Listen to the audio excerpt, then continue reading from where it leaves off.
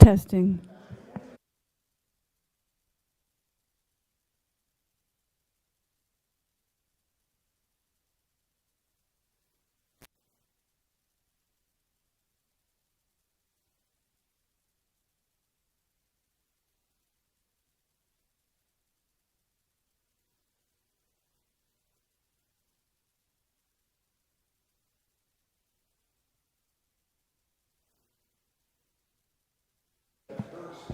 Testing.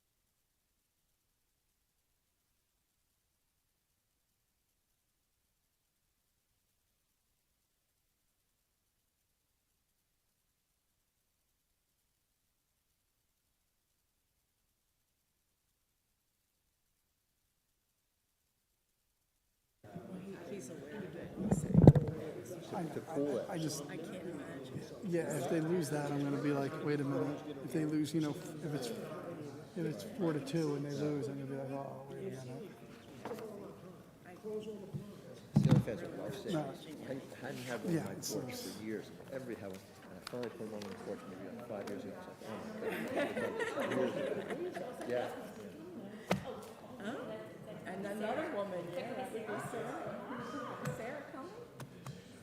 Okay. We're always outpowered, but not really outvoted, but this is now is the problem.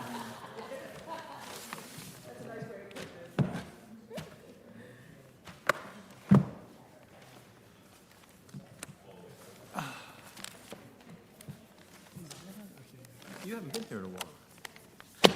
You've been last time? I don't remember. I missed one for the wedding in St. Louis, so maybe that was the last. No excuse. That was the last. Oh, that's right. That was the last. You were I was at my New I was at Jersey. my cousin's wedding. My daughter was in the wedding actually. Yeah, we were in St. Louis. Yep. Sounds like it was eventful too. Well, I was glad I wasn't here. It sounded like a lot went on. I was like, oh, geez. I missed a good one. Good one. I missed maybe one a year. That was the right That was the one. one. You picked the right one. Yeah. Yeah, my partner's the attorney for the Upper Township boards, and he appears all the time before boards, so he knows this stuff too. We may have different ways of doing it, but he knows a Oh, lot. yeah. He did a great job. But yeah, it was just very. I do his board once in a while too. And it makes us feel good because he knows I know how to do it too. So,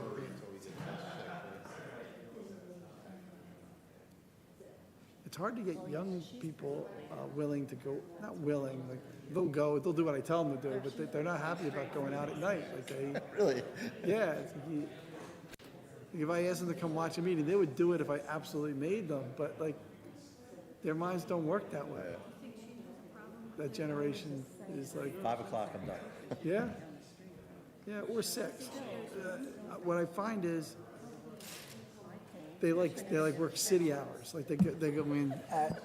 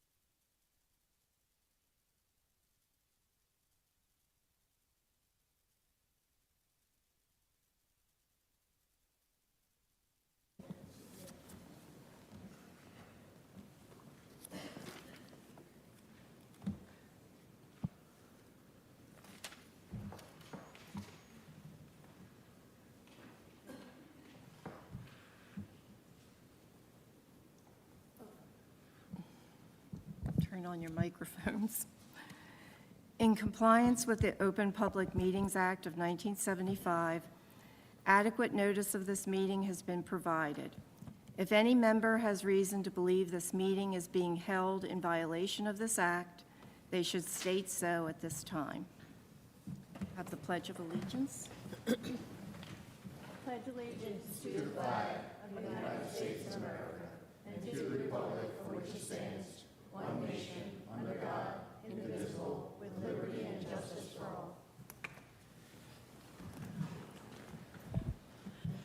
Mrs. Werner, Here. Mr. Venuto, Mr. Ledwin, Mrs. Notch, Here. Ms. Sheehan, Here. Mr. Walsh, Here. Mr. Zexer, Here. Mr. Yeager, Ms. Stevenson. Here. Thank you. Okay, we have a resolution for John and Joan Dempsey, 665 U Street. Can we have a motion? I make the motion. I'll second. Ms. Sheehan motions, Mrs. Notch seconds. Mrs. Notch, Yes. Ms. Sheehan, Yes. Mr. Walsh, Yes. Mr. Zexer, Abstain. Ms. Stevenson, Yes. Mrs. Werner. Abstain. Thank you. We have a resolution for Martin and Valerie Carlin, 1102 Lafayette Street. I make the motion.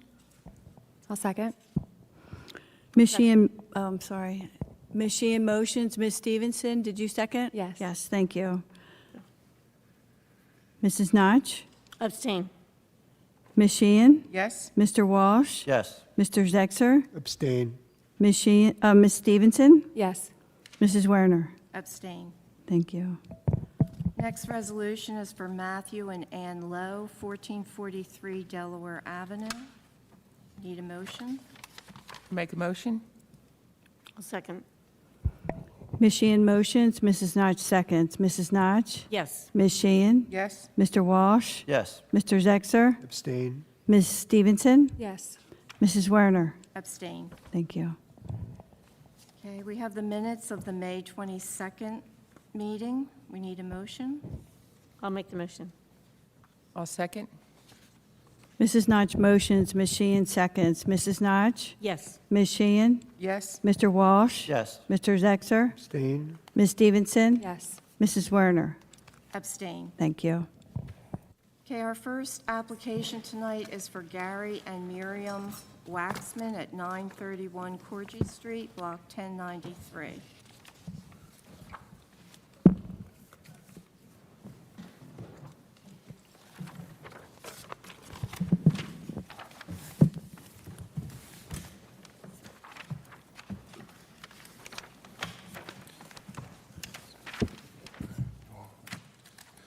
Good evening, Madam Chair. My name is Ron Gelzunas, appearing on behalf of Gary and Marion Waxman.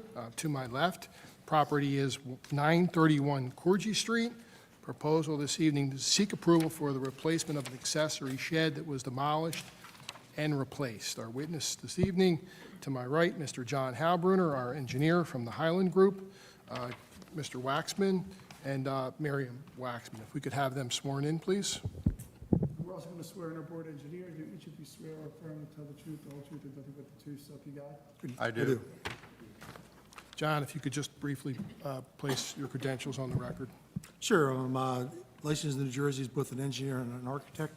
I've been practicing both professions in this area for roughly 30 years. I've been providing testimony before this board and similar boards throughout keeping Atlantic County for that entire tenure. I've been before this board probably, I don't know, I guess how many times, but quite a few times. It's fine, thank you. Thank you. Okay. John, why don't you take us through a little bit of history of the property, current conditions, and Sure. the proposal. So we're dealing with a property, it's 931 Corgi Street. It's one property removed from Madison Avenue on the west side of Corgi Street. It's got a property dimensions that are roughly 50 feet wide by 115 feet deep, total lot area of 5,965 square feet. It's developed with two principal buildings. Though one would look at it, you might think it's a principal and accessory building. More traditionally, towards the front of the property is a two-story, single-family home, and towards the rear of the property is a building that currently houses a apartment on both the first and second floor. It was at one time a garage with an apartment above it. Now, you may note, I just mentioned that that rear building has 2 one-bedroom apartments. The plans that you were provided mistakenly called that a single-family home. After the application was made, I became aware that there were actually 2 one-bedroom apartments within that dwelling. So I apologize for any confusion that may arise from that mistake. There will be a couple adjustments to the zoning conformance schedule as a result of that. But in its current condition, there is the single-family home, which is 2 stories, on the front of the property. In the back of the building, a former garage-type building has 2 apartments, one on the first floor, one on the second floor. There's also a shed that's in the right rear corner of the property. That shed is in the process now of being reconstructed. The process was halted once it was recognized that the application that we're here this evening for was required to continue.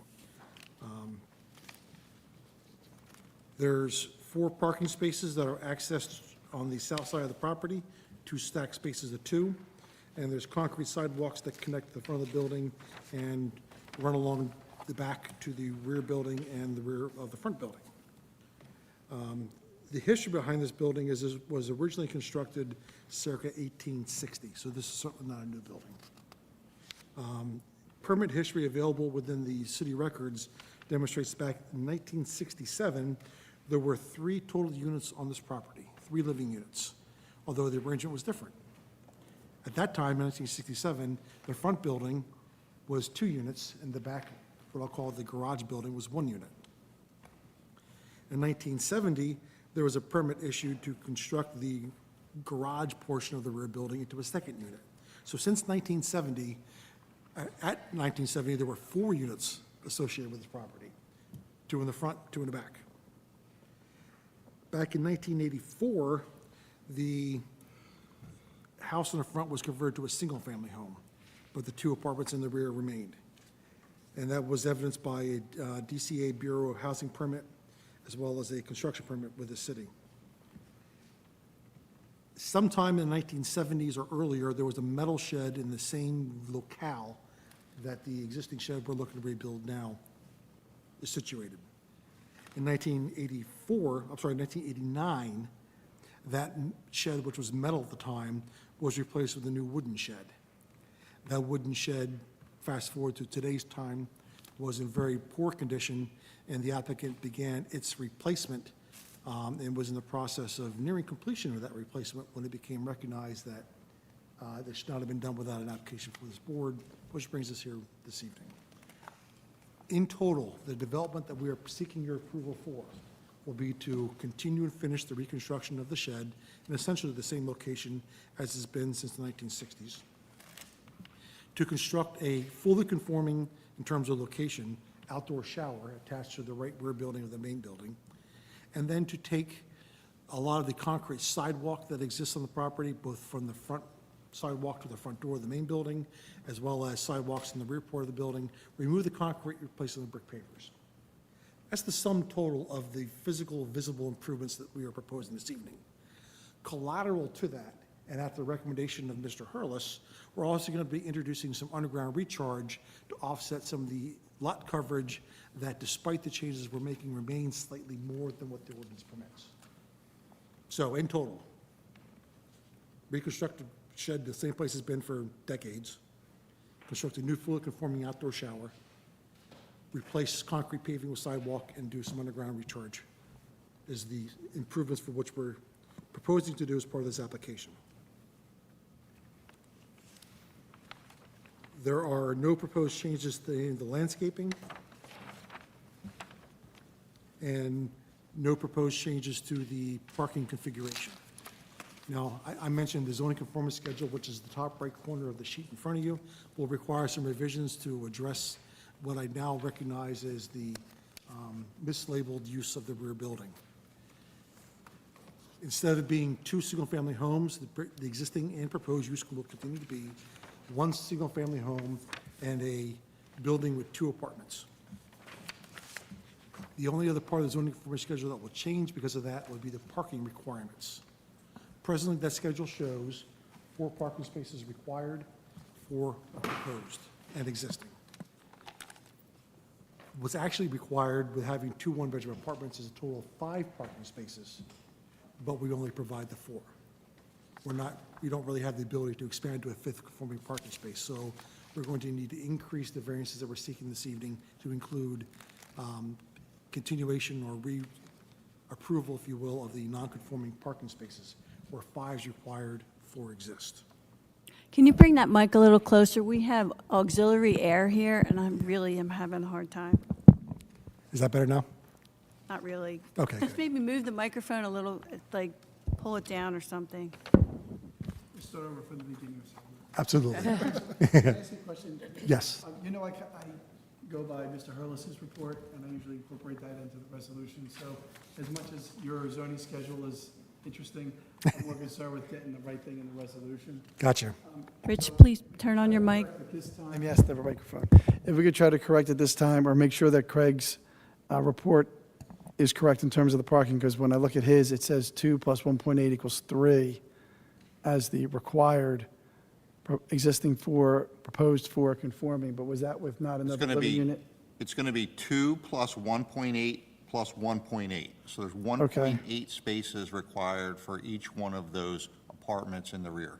All right, and I'm not an engineer, but that comes up to 5.6 and it rounds down to Everything rounds 5. down. Okay, Even if you're 5.999, it's still what the RSIS says, it rounds down to the nearest whole number. all right, so the resolution, if it's approved, is going to say 2 plus 1.8 plus 1.8 equals 5. Correct. In the So it's required. 5 total. Gotcha. Required, where 4 are existing. Okay, So that's an existing non-conforming situation. all right, thank you. So that's an additional variance on the list? I believe it's probably this board's practice when you have that non-conforming condition with this use to seek that variance. Am I correct with that? Expansion. I would put the, yeah, I always, I know some people want to put it, just call it an existing nonconformity. I always give you the variance because then you have the variance for it. So sometimes attorneys argue with me about that. I'm like, all right, but why not Yeah. get the variance? The code says if you're making changes to the site, use, et cetera, then it triggers a reconsideration of the parking, and therefore, the board has typically required that parking variance to be granted, Right. along with everything else. So I'm just going to put that as nonconforming and hopefully you'll Okay. succeed. So with that, the variances that are necessary in order for us to be able to construct the improvements that I just described include a use variance, because we're dealing with a non-conforming use insofar as we have 2 principal buildings on the lot. And there is a very technical interpretation to say that that which we are doing could be considered an intensification or expansion of that non-conforming use. And I'll speak a little bit further about that in a moment, but we're seeking the use variance to allow the expansion of a non-conforming use. We are additionally seeking a variance for the non-conforming lot size. You heard me mention earlier that the existing lot size is 5,965 square feet. The zone requires 6,250 square feet. Third variance that is required for lot coverage. The zone permits a maximum of 45%. In its current condition, 59% exists. Through the replacement of the sidewalk with pavers, we're reducing that coverage down to 55.5%. A lot of numbers. Let me go through them again. 45 is permitted, 59 exist, 55.5 is proposed. So we're dealing with a slight reduction. We're making it more conforming, albeit not conforming, thus triggering the need for lot coverage variance. The shed itself, where rear yard setback of 5 feet is required, we're proposing 1.52 feet. That's to the as-built, under-construction shed location, which is virtually the same as the original pre-existing shed at 1.71 feet. So a rear yard setback dimension of the shed.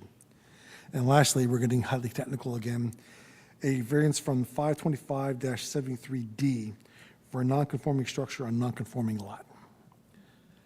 Are any questions about the variances we're seeking before I start getting into the proofs for them? Yes. The 1.71 to 1.52, what's causing that? Is the shed bigger, or is there an overhang? Like, what is that? Now, it's a good question, thank you. The shed is the same size, it's an 8 by 12 shed. The 8 feet by 12 feet. 8 by what? 12, 1, 2, 12. Because the previous shed was 8 by 10, according to your document. The, 17, the permit that you got from the city in 2000 was 8 by 10. The survey that I'm looking at shows the shed dimensions at 8.0 by 12.1. yeah, on the lower left, By the shed permit in 2017, and it said the shed permit was for an 8 by 10 shed. the shed that was there, measured by survey, was 8.2 feet by 12.1 feet, or 12.2 feet, actually. Yeah, on page, underneath shed, this right here, shows that the permit was for 8 by 10 shed. Okay, in terms of what was there, I'll tell you what was physically there, and has been there since 1984, was an 8 feet by 12-foot shed. Did it have an overhang on it, a roof overhang, the old one? Maybe they included the overhang when they did it. Couple inches maybe on the side, on the long side, maybe a couple inches. It's in virtually the same spot. We're talking about what, 2 inches? 22. We're talking about a Yeah. 2-inch difference. 1.9 feet. Probably as close to 2 Yeah. inches.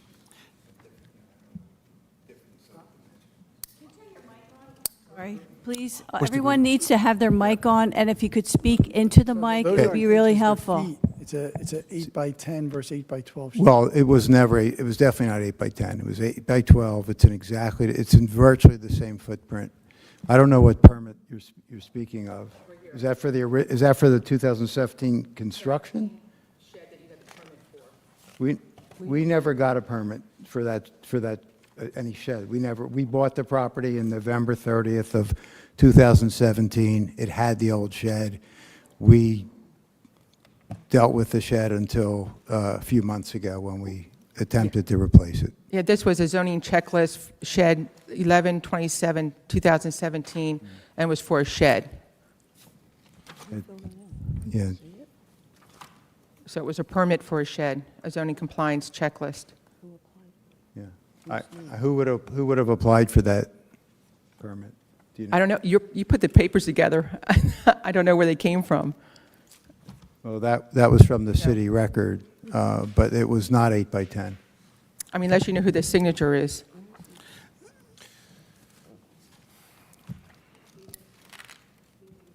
Oh, is that Lou Vito's? Okay. Yeah, he was the zoning officer at one time. It was a 1992 survey. I mean, you can't even read that. No, I can't read it.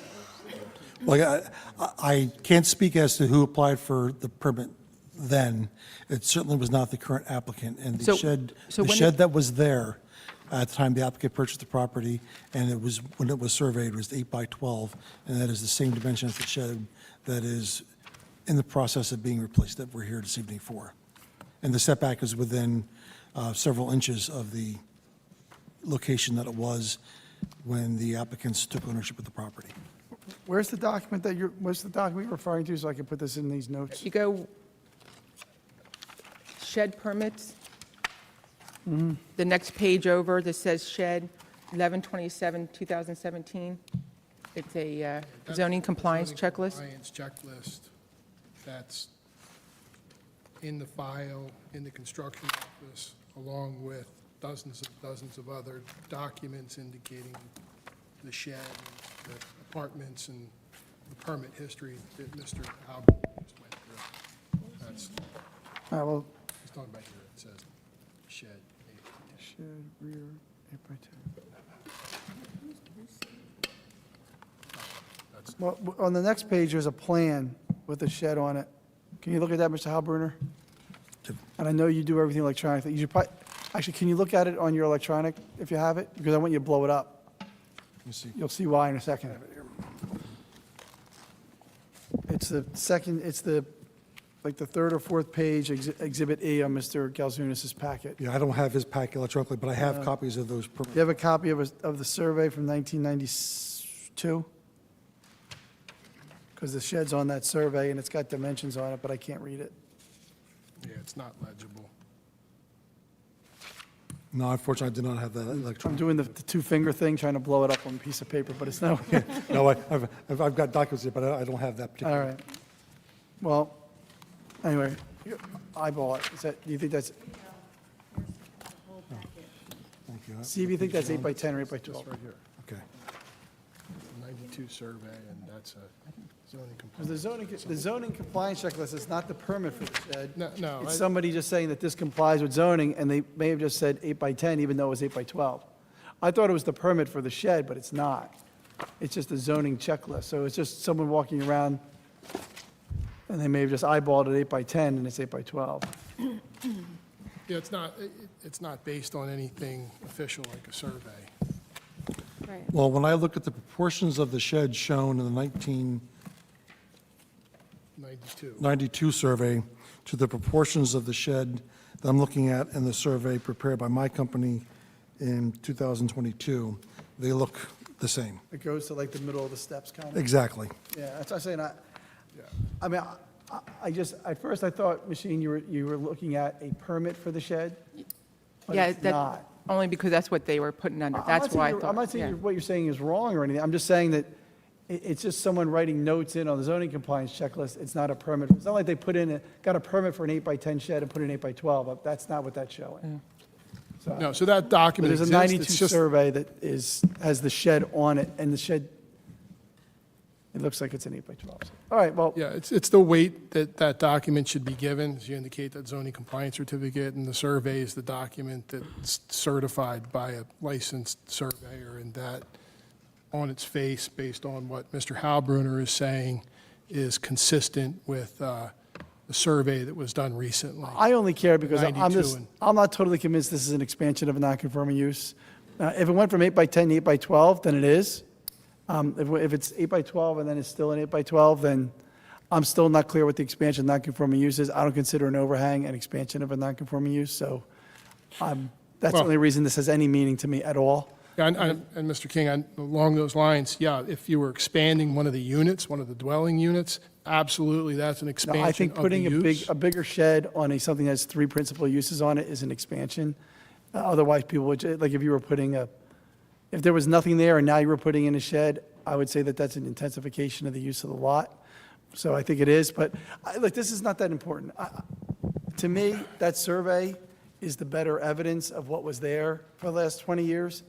And it sounds like to me it's been an 8 by 12 shed for the last 20 years, but I don't know. And can you go over the reason why it's set back closer to the fence versus one By the couple of inches that it is, It's an overhang. overhang? Okay, thank you. I couldn't remember what he said, that's why I was It's just just a more asking. modern shed with probably an overhang. It's just built better, Okay. I guess. Since we're on the shed, oh, and quite transparently, the shed was being reconstructed without benefit of a survey stakeout. So when you demolish a shed, you put it back what you think is the same location, you could be off by a couple of inches, and you'd never even be aware of it. Yeah, that 1.7 versus 1.52, that's, 0.2 feet, which is less than 3 inches. yeah, so that's what we're talking about. I personally, unless someone has pretty clear evidence that this was an 8 by 10 instead of an 8 by 12, I don't think this is an expansion of a non-conforming use. That's my legal opinion. if you were proposing the same setback, it was 1.7, and proposed was 1.7, you'd still need the variance, correct? I don't know. I don't know if replacing a non-conforming. shed is a, I'm just saying, it's no matter what. I don't know. I'd have to read someone read our non-conforming use, non-conforming structure ordinance, and presumably that says if you totally replace it, you have to get a variance. So, yes, they need a variance, but it's, I wouldn't want to be in Superior Court defending that one. That issue I could defend, but if they're replacing an 8 by 12 shed with an 8 by 12 shed, and we say that's an expansion of a non-conforming use and they lose, I would have a very difficult day in court.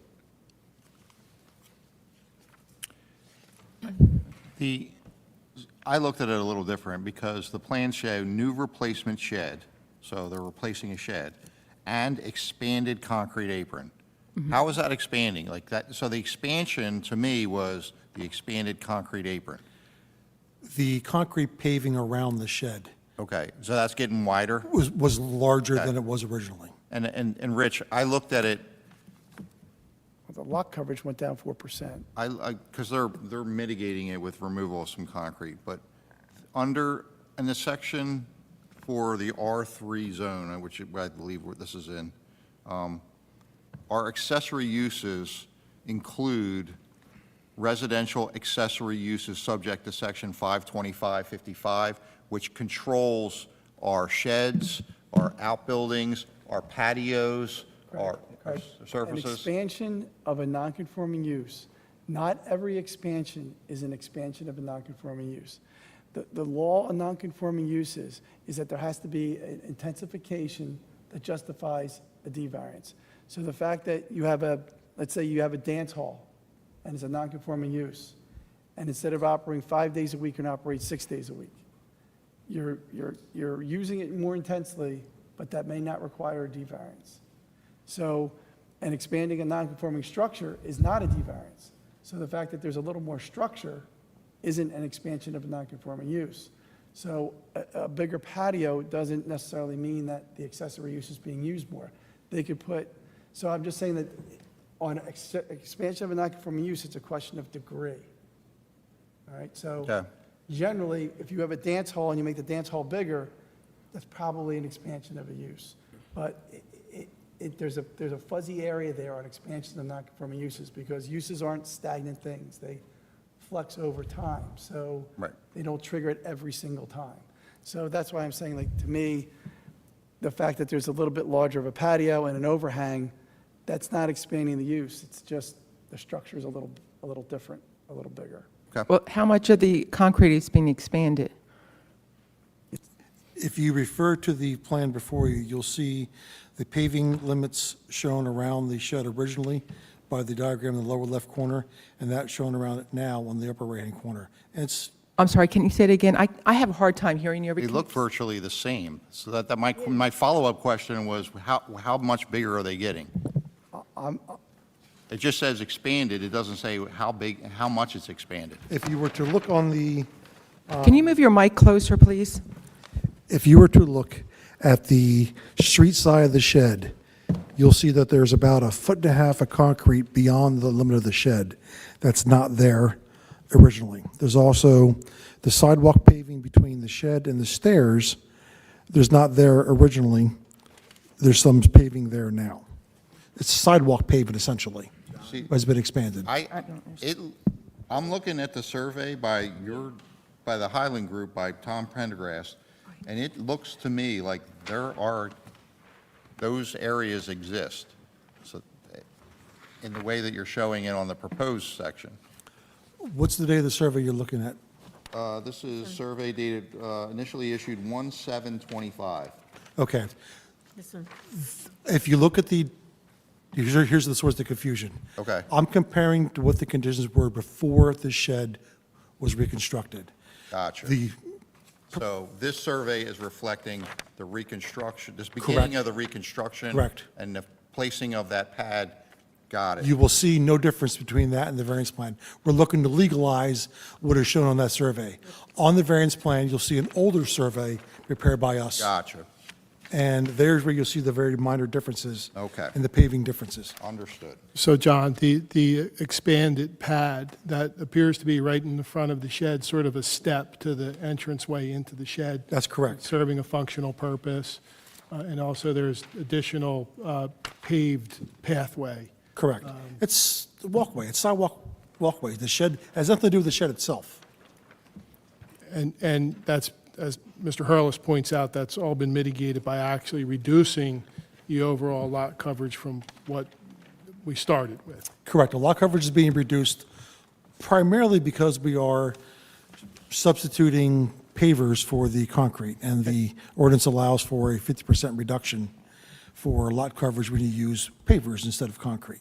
And let's not lose sight of the benefits which you enumerated initially about beautifying, increasing the visual appearance of it by removing lots of concrete, which nobody likes, and replacing that with the pervious pavers. Correct. That's a benefit arising from this this whole process here. Yes, there are other benefits as well, but that is certainly a benefit to the neighborhood and the community by using the pavers instead of the concrete, particularly those in the front. And I don't want to lose sight of, in addition to that, we have some drainage plans or infrastructure that's going to be constructed to address that as well. Correct. None of which would be happening if we weren't here this evening because of just a mishap with replacing this shed instead of going through a more laborious effort of reconstructing it in place, Piece which by they piece. could have done, correct? Correct.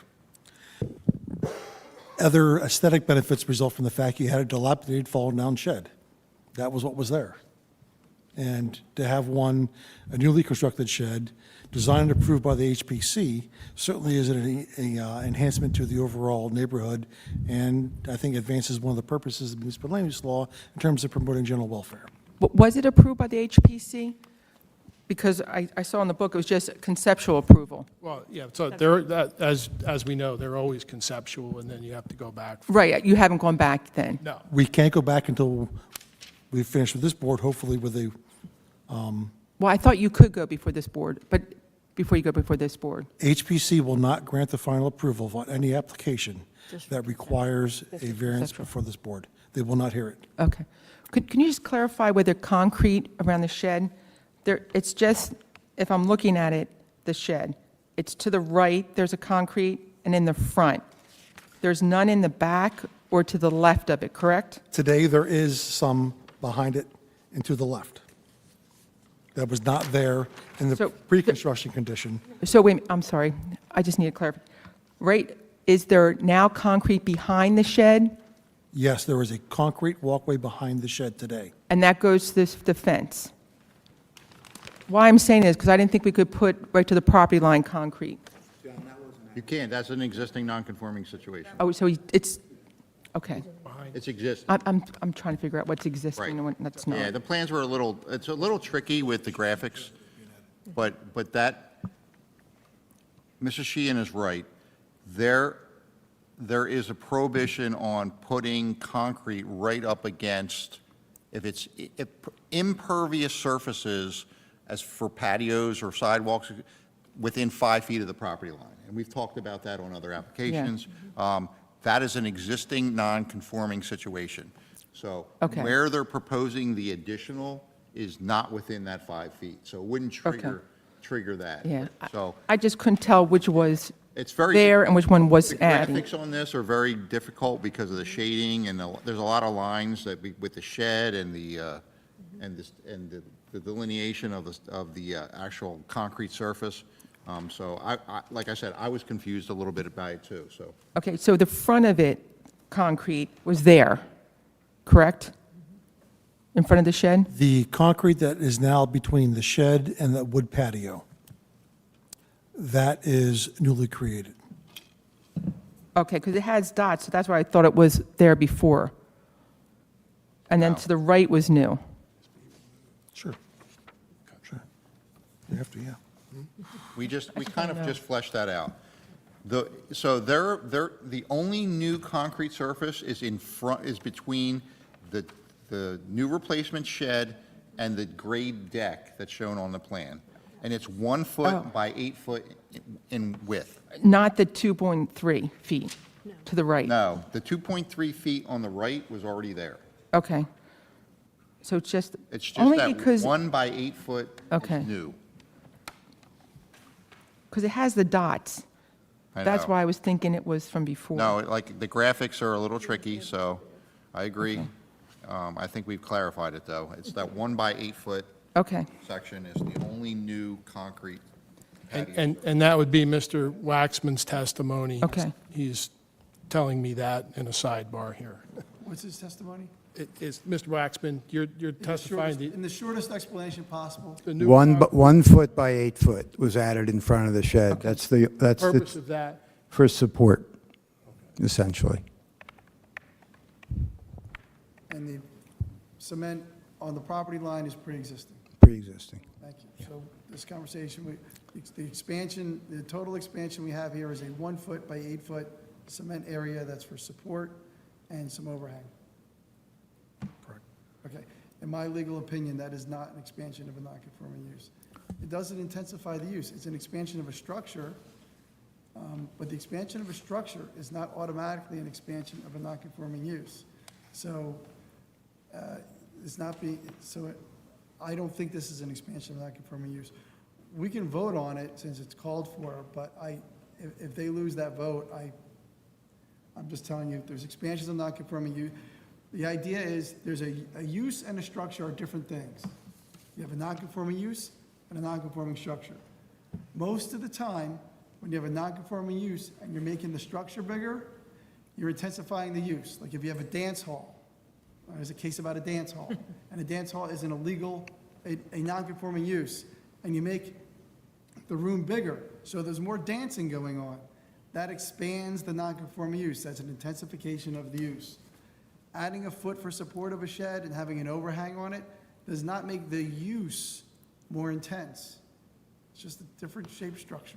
Now, Now, if they put if there was no patio in front of the second principal use, the living area in the back, and they put a big patio in front of that so that all the people that were staying in the unit in the back were now going to sit outside, that might be an expansion of non-conforming use, because now the living area is sort of pulled outward and there's going to be more activity in the back.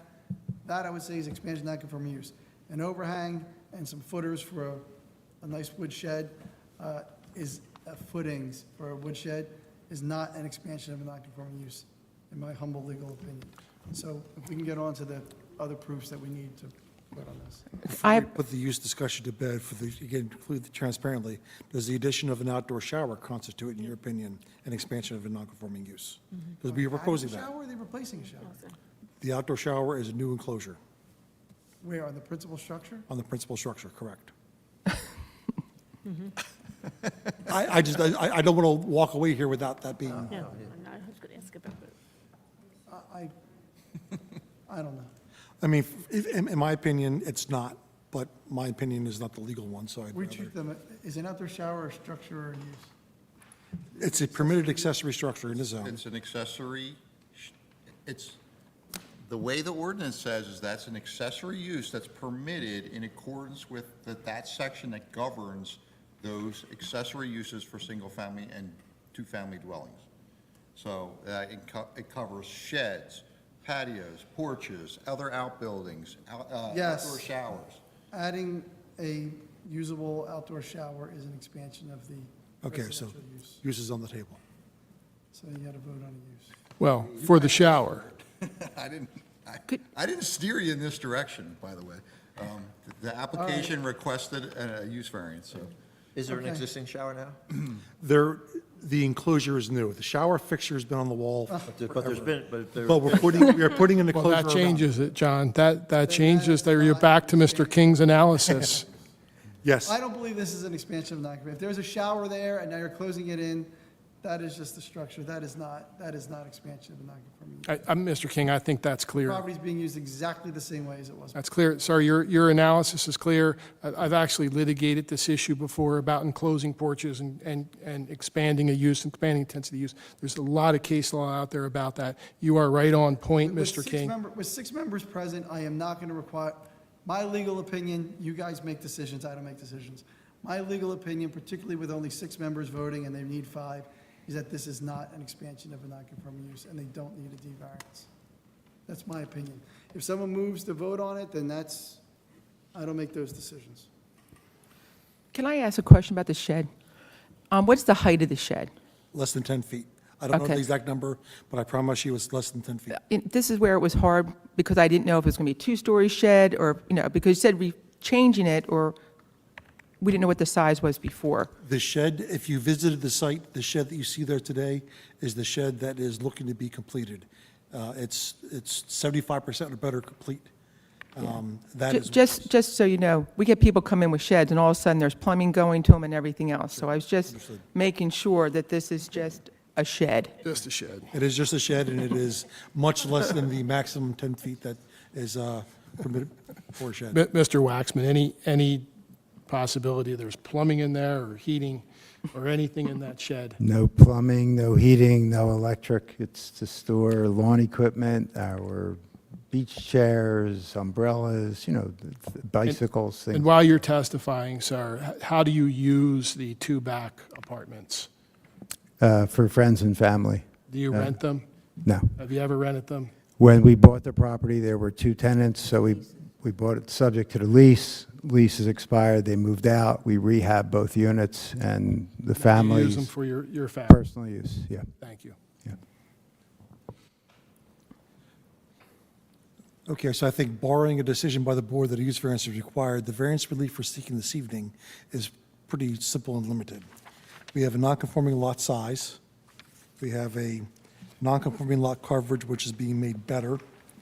We are matching a non-conforming rear yard setback to the shed, and potentially the non-conforming structure and a non-conforming lot relief from 73-D of your ordinance. Parking? And add to that now the non-conforming addition where 5 parking spaces are required for our proposed. Before we get into that, so my report, when I did my report, we had a conforming parking situation. So my analysis reflects that. Typically, when we have parking shortage, we look at the plan and see if we can fit additional parking on there. That type of analysis is usually done. I haven't heard anything. Are the 4 spaces adequate to park the uses that are on site? Do you have any parking issues? Okay. Mr. Waxman? No parking issues at all. And like you, Craig, when I see non-conforming parking, I quickly look, is there a way to make this conforming? The site cannot accommodate a 5th parking space in a conforming manner because we can only get 2 cars wide. Right. There's no additional width, which So means we're stacking. theoretically, you could do 3 deep on, and move the fence back. But now you're packing, But there's the balancing of, they're already over on lot coverage, so now we're driving lot coverage. Is the additional parking space worth the, increase in lot coverage? And that's the balancing test I think the board has. But, I'm looking at this, and I think it could be engineered that you could provide additional parking spot, but the lot coverage is going to be driven higher. Well, because they could remove the concrete and put pavers where the driveway is. That's a recommendation that you can make too, and I was going to mention that too, because they've reduced it from 45 to 55.5%. Now, they've done pavers in the rear, which is beautiful for the rear yard. Do we want to have them do that in the front yard and further mitigate the lot coverage? Well, I have, We've that's a recommendation that the Didn't they board can agree to make. do a discharging system? Yes, they have If they agreed to that. mitigate the lot coverage with the pavers, then, they're gonna make them do a lot coverage and pavers? It's up to the board. You could. Mitigation and pavers? I haven't done the math on it, but you may be able to get a conforming lot coverage if you were to convert the concrete driveway in the front yard to pavers. But if they did that, would you still require them to do the? No, I would not. The recommendation for the stormwater system is because it Right. is over. So if they were to do the pavers in the front and create a conforming lot coverage situation, maybe more palatable to the board, and, it may enhance the benefits to the public with now you're beautifying the streetscape along Corgi Street, and still mitigating stormwater. So that, I have a question, Craig, about the back. well, let's Okay. Do something new, let's talk Well, about no, that. it is about this. It's about, Okay. it has to do with the second floor deck being covered, right? Is the second floor deck, has a roof over it? So if the pavers are underneath of it, that wouldn't count, would it? Not those, no. But Okay. I believe that's excluded in their calculation, but because they're redoing the entire paver surface in that area, I don't think that they would cut it off underneath the deck. Okay, that's and create one reason. uniform Okay. surface. Visually, I wouldn't do that if I was making those renovations. Yeah, I didn't know if that was part of the calculation. That's why I was asking. It is within the applicant's long-term plans to replace the driveway with pavers. They're deferring that for economic reasons in the future. They've been undergoing since 2018 a progression of restoration improvements to the property. So it is in the long-term plans, but financially, they're looking defer that until they can recoup the cost of this current project. Well, the stormwater system has an expense to it. It does. So that the trade-off is a beautiful paver driveway in the front, eliminate my recommendation for the stormwater system and do all pavers, probably make it conforming lot coverage. You know, I don't know what that area is, but it's going to get a lot closer to conforming, if not conforming. So that's up to the board. How would that change? Would that change the parking at all? No, unless you're recommending that they provide the fifth space, but I haven't heard anything that, I mean, if he's controlling that for his family and he knows that he doesn't have a parking situation, you know, No, I wouldn't make that recommendation. Unless he would want the Right. fifth spot. Unless you, Unless you would want that fifth parking spot. Okay, right, yeah, right, yeah. Back out, Corgi. so, I imagine it's hard for the applicant to decide now which one of those is preferable. You want to make a condition that they have to pick one, they can either do the pavers or do the discharge system, and then confirm it with Greg once they, the final analysis? Yeah, I don't have a problem with that. Because they may do the. Craig. math and say, "Hey, it's better to do the. Mr. Hurlis, if they decide down the road to change to pavers and they don't put it in this resolution, would they have to come back? Because they're changing an approved plan, and that makes the zoning officer, no, they wouldn't have to come back. okay. Yeah, I wouldn't But we think could nip switching that. from concrete to pavers would trigger the need for. It's not a site plan. Okay, so does that solve this problem? Can we just give them the choice? Or does the board feel strongly in one way or the other? Oh, yeah, that's the other thing. Is there any preference to what the board would like? No. Okay. So it doesn't seem like the board has any preference, and we would leave that open-ended, I So we'll give believe? you the choice. You can either do the pavers or the discharge system. They're going to do the discharge system now, but Mr. Waxman, I'm you've going to give done, you a choice. You may do the math on the discharge system and then realize it's not that, If it's impractical because of the cost of the discharge system, we would put it into the pavers gladly for the driveway, why not give yourself you the know. choice? Give yourself the choice. So if you bring it into Either or. conformity in terms of lot coverage, you don't need That's- to do the discharge system. that's fine, that's acceptable, Okay. certainly. Okay, so I'll write into that. And I apologize, because I don't usually Pearl Harbor the applicants at the meeting, but this is something new that came up, and I didn't know that there was a parking situation. But that's part of the normal analysis that I go through for the board and make those recommendations usually to applicants before they even get here. So that's why it's kind of a little clunky right now. So, anyway. So is everybody okay to let Craig do his? No, I think John has to put the proofs on. Okay. I interrupted him before he Okay. did that. You ready? Yep. I'm ready. Okay, John, pick up right where you left off. All right. Okay, well, the use is off the table, so I'll omit all testimony regarding the use. And what we're dealing with now then are several C1 variances. Again, lot size, lot coverage, which is being improved, shed rear yard setback, and a non-conforming structure, a non-conforming lot, and now also parking. All of these are conditions that are not being increased or exacerbated. We're basically putting back what's there. In terms of the lot size, there's nothing we can do to gain more lot. There's not available land around us, so we certainly can't do anything with that. The lot coverage, we're doing what we can, we're making it better. The shed and rear yard setback is preserving what's been there historically. And again, the non-conforming structure and non-conforming use is nothing that we can control. So all of those, I think, fall very squarely under the C1 variance, where the board, by reason of exceptional narrowness, shallowness, shape, or exceptional topographic conditions or physical features, or by reason of extraordinary exceptional situations uniquely affecting a specific piece of property and the structures legally existing thereon, and I'll underscore that part. You may grant the relief where the strict application of that would be an unusual or peculiar hardship upon the applicant. And again, these are all existing conditions. In order to force compliance would mean loss of utility, in terms of loss of use of the shed, forcing compliant parking would be impractical. And again, we have nothing no ability with which to increase the lot size. So all of these are advanced under the C1 criteria, which satisfies the positive portion of that obligation. In terms of the negative, that's a two-pronged test. The first is we have to demonstrate that the variance should not be granted if it presents a substantial detriment to the public good or if it will impair the intent and purpose of the zone plan. Again, these conditions have existed on this property for decades.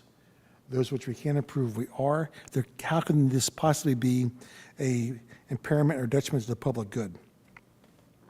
And the second prong of the negative criteria is that there could be no substantial impairment to the zone plan or the zoning ordinance. Again, we're not doing anything to increase the intensity of the use or the structures, so there certainly is no substantial impairment to the zone plans. So for those reasons, I believe both the positive and the negative criteria have been adequately addressed for the granting of the requested relief. And along with the benefits that you testified to earlier, you're pretty much saying, there's no substantial detriment here, but benefits substantially outweigh the detriment. Yeah, actually, we're bringing in part of the C2 criteria now. I think there are several benefits. Certainly, the preservation of the historic character of the neighborhood by restoring a dilapidated shed, not to mention the collateral ongoing renovations that the applicant has been doing since 2018 of the property. The replacement of concrete with pavers is certainly consistent with the intent of the HPC in the historic district that it's in, and either through the further reduction in lot coverage or the introduction of the stormwater recharge system, we're going to be securing safety from flood, which is another public benefit. So you're right, Ron, there are positives that come from this that introduce elements of C2 criteria as well as the C1. And as you indicated, this is just one part of an ongoing renovation for many years, and it's not the end. And I think, Mr. Waxman, you do have plans to further improve the property. Could you tell us, what your end goal, what your, this thing is going to look like at the end of this process? You've been at for, tell us how long now? Well, the house wasn't really livable when we bought it at the end of 17. So we met John in maybe late 17, early 18. So we've enjoyed the relationship for 7 years. As far as what we want to do, we want to get rid of all the concrete and cement, basically. Whatever we can, everywhere you've discussed, we want to beautify it. We do want to plant some gardens eventually. So we will have to do some landscaping and possibly plant a tree or two on the property and just make it cozy and I think it attractive. We want it to be appealing. Maybe get rid of eventually that chain link fence and replace that with Oh something yeah, I appropriate. forgot about that. Yeah, there's a lot of. I think the origin of this is because it was multifamily use.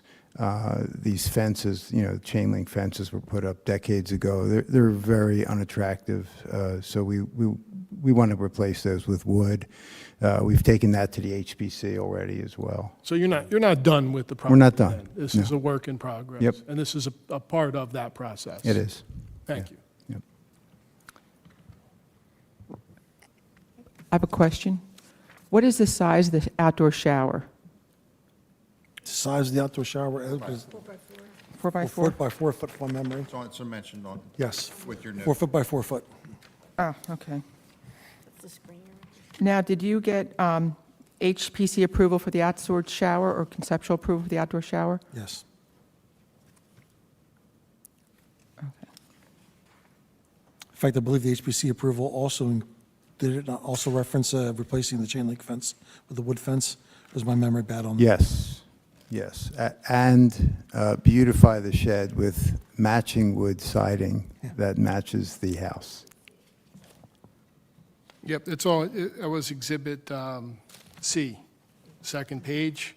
Proposed work consists of removing and replacing an accessory shed, replacing front entrance door, adding 3 wooden screen doors, removing old chain link fence and replacing with wood, repair cement and replace cement with pavers, wooden shower enclosure. HPC approved demolition of the accessory shed on September 16, 2024, after review and consideration of the criteria for demolition under historic design standards.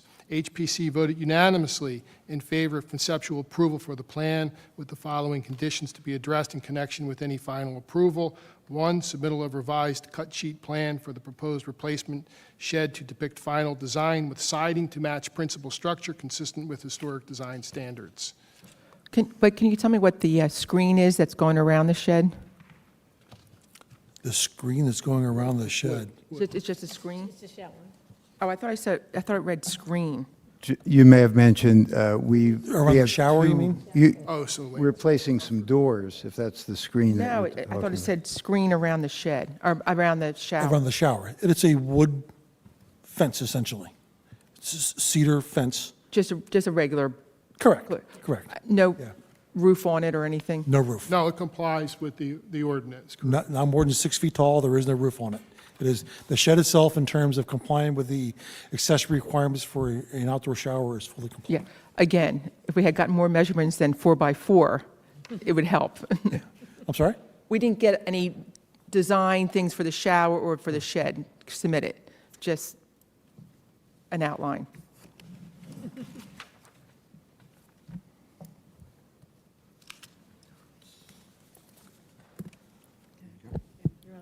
Okay, let's bring it home.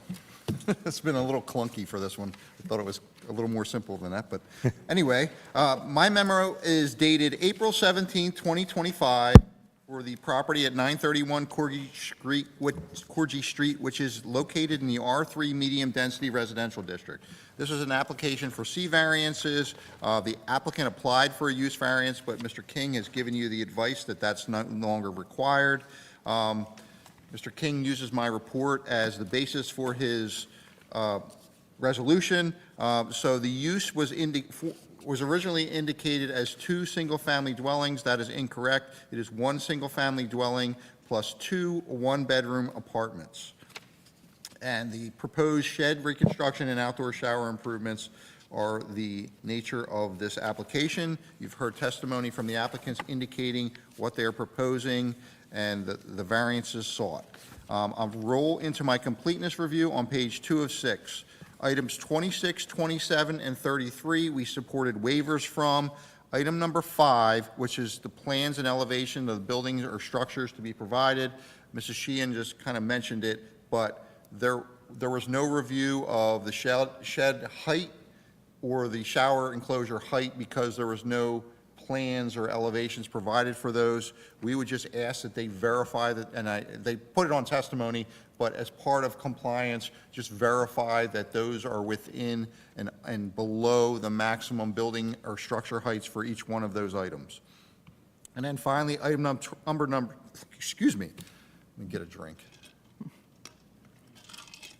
Item number 28 is providing the design calculations for the stormwater system that was recommended. Now, we gave them a choice, either provide a stormwater system. If they're providing that stormwater system, that should be provided as a condition of approval. If they are not, then that should go away. Okay, with regards to our zoning review, you've heard testimony with regards to the variances that are required. I believe now, if we're taking Mr. King's advice, the use variance is no longer required. The chart the chart is wrong because we're still indicating 2 single-family dwellings, so that should be revised on the applicant's plans. There is a variance necessary. This is an existing non-conforming structure on a non-conforming lot. There is a variance necessary for the existing undersized lot size, 6,250 square feet, where 5,965 square feet exists. With regards to lot coverage is maximum in that district of 45%. 59% exists. They're mitigating that with providing pavers and taking credit for the 50% reduction in lot coverage. So 55.5% is proposed. If they mitigate and the concrete in the front, that number will decrease. I don't know what that number is, but we've given them a choice, either provide additional pervious pavers, which would further reduce that, or provide a stormwater system. And then the shed rear yard setback, so they tore down the shed and are replacing that. It is edged a little bit closer to the rear yard. 5-foot setback is required. 1.71 feet existed before, and 1.52 feet is proposed. And then finally, we already talked about the parking. Because of the use, they're an existing non-conforming parking situation. 5 are required, 4 exist on site, so that's a variance that's required for that. And you've heard testimony from the applicant in support of those variances. I don't have any other comments to make regarding that. My general review comments begin on page 5 of 6. All of these should be conditions of approval unless we modify that in this discussion. Item number 1, construction details of the shed and shower must be provided, and I just talked about that as one of the completeness items. And then you have to, there's a drainage system that's required for the outdoor shower. That has to be provided on the plan, so that design should be provided as a condition of approval. Item number 2 is our stormwater review. This project is not considered major development, but we did recommend providing that grading and drainage plan, and that we've given them the choice. So that should be provided as a condition of approval. Item number 3 runs with all applications, so they have to comply with Chapter 525, the minimum stormwater management and grading requirements, both during construction and after construction. Item 4, I think the applicant in his testimony verified that the existing landscaping is not being changed. Is that correct? Correct. Okay, so there's no need for a landscaping plan. I would just ask that a note be provided on the plan indicating that there's no changes to the landscaping. 5 is our standard condition that they're going to replace any damaged sidewalk before they receive a CO for the improvements. Item number 6 is our standard requirement. They have to provide an inspection escrow, and the certificate of occupancy is tied to a satisfactory inspection of the improvements that are required by the board.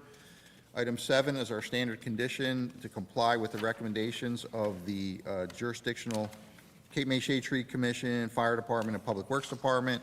We received Fire Department recommendation of approval dated 4/29/25, no comments. Public Works recommended approval dated 5/29/25 with no comments. And the Shade Tree Commission recommended approval with a condition, and I think the last item is the condition. Construction barrier should be used to protect the arborvitae and modified construction barrier to protect the mulberry tree. Can that be provided on the plans? It's kind of pointless because there's no ground disturbance proposed. There's no, No ground disturbance proposed whatsoever by this Okay. application. If there was excavation. those trees weren't identified on the plan. I don't know the exact locations of those, but just make sure that you can put a note on the plan verifying compliance. Yep. And that's fine. The trees are still there? Yes, no trees were removed, no earthworks taking place that could expose the trees to harm. That would be the reason for putting protection around the trees, prevent that from happening. But the construction activity does not put those at risk. Okay. What am I putting in the resolution? Because it's going to say that they'll comply with the requirements of the Shade Tree Commission, but now they're saying they're not going to comply with the requirements of the Shade Tree Commission. I'm not saying he's wrong. I'm just saying I don't want to put something in the resolution that's not true. I think he agreed that he was going to put a note on the plan verifying that he would provide a Well- construction barrier should be used to protect arborvitae and modified construction barrier to protect the mulberry. Well, why don't, I think I'm going to put a note in the plan, if this is agreeable, that simply says that the measures will be taken to ensure the safety protection of those trees. I'm fine with that.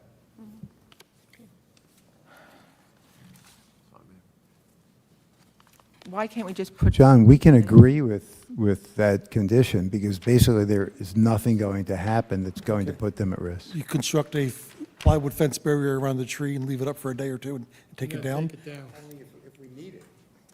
Well, you don't need it, that's the point. That's why we're, I don't, if the engineer is saying you don't need it, just say that those trees will be protected and preserved. But I don't know, I don't want to step on on the shade tree, because we go to them to get these recommendations. Now we're going to say, hey, as a board, we don't think you need them. Well, I mean- they're advisory to us, so they make recommendations. In this case, there's really no improvements that are disturbing the ground. So the trees are, in my view, they're pretty safe. So long as they're protecting those trees, and at the end of this project, I'm going to go out there and evaluate and make sure the trees are still there, they're complying with the recommendations of the Shade Tree Commission. Okay. Okay, moving on. Number 8, they have to comply with any and all other necessary state, county, and local approvals. 9, we've talked about it, but they need to get final HPC approval. 10, they have to comply with any and all affordable housing requirements. And finally, number 11, should the board grant approval, the plans have to be revised consistent with the conditions set forth by the board and submit the requisite number of sets to the board engineer for compliance review. And that is a summary of my report, and I'm happy to answer any questions the board has.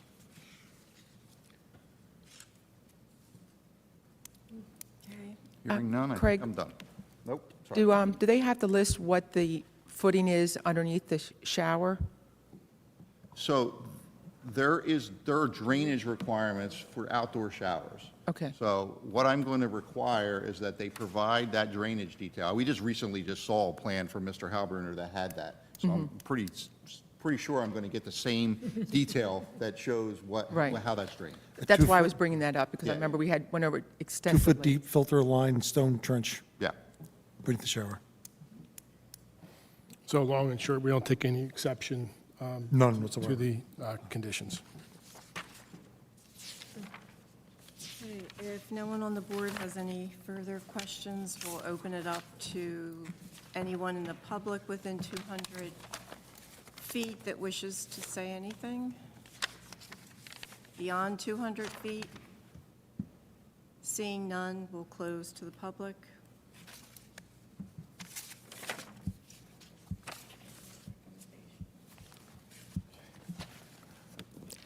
Craig, I just have a quick question. Craig, with the shed, with the fact that there's concrete behind it, does that affect the person behind it with runoff into their property? Like, I'm unaware. The grading, only because I didn't know if there's now an overhang that pushes it further over to the, the grading that's shown on this plan shows that this lot is graded from back to front.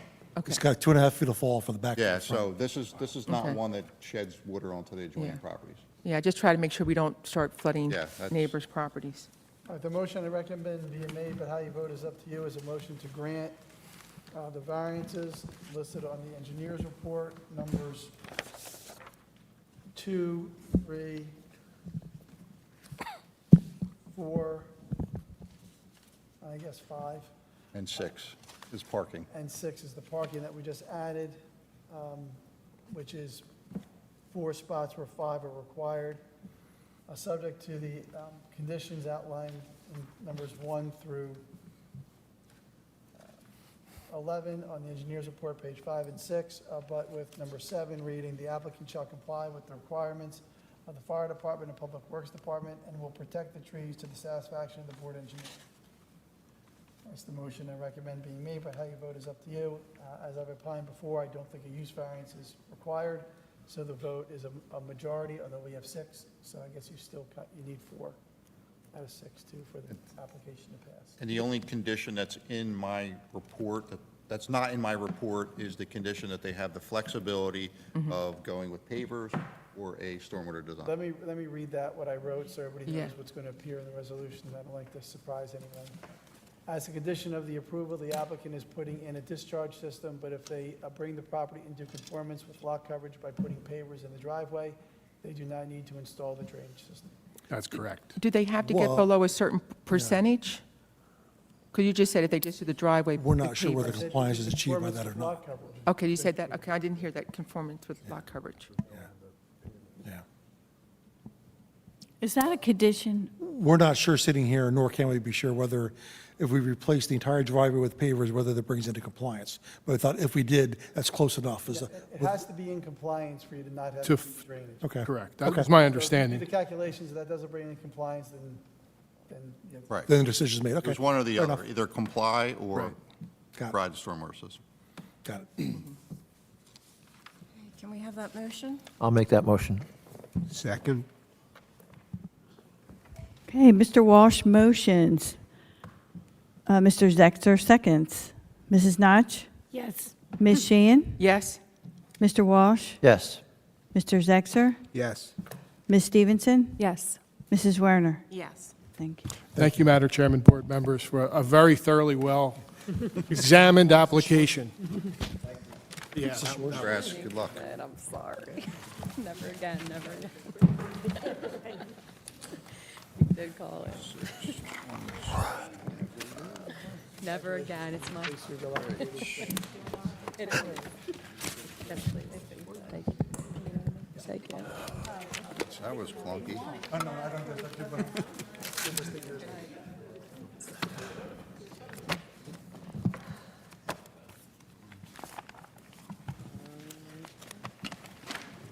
Okay. Our next application is Brian and Victoria O'Connor, 1226 Lafayette Street. Yes, good evening, Madam Chair, board members. John Amenhauser, the DeWeese Law Firm.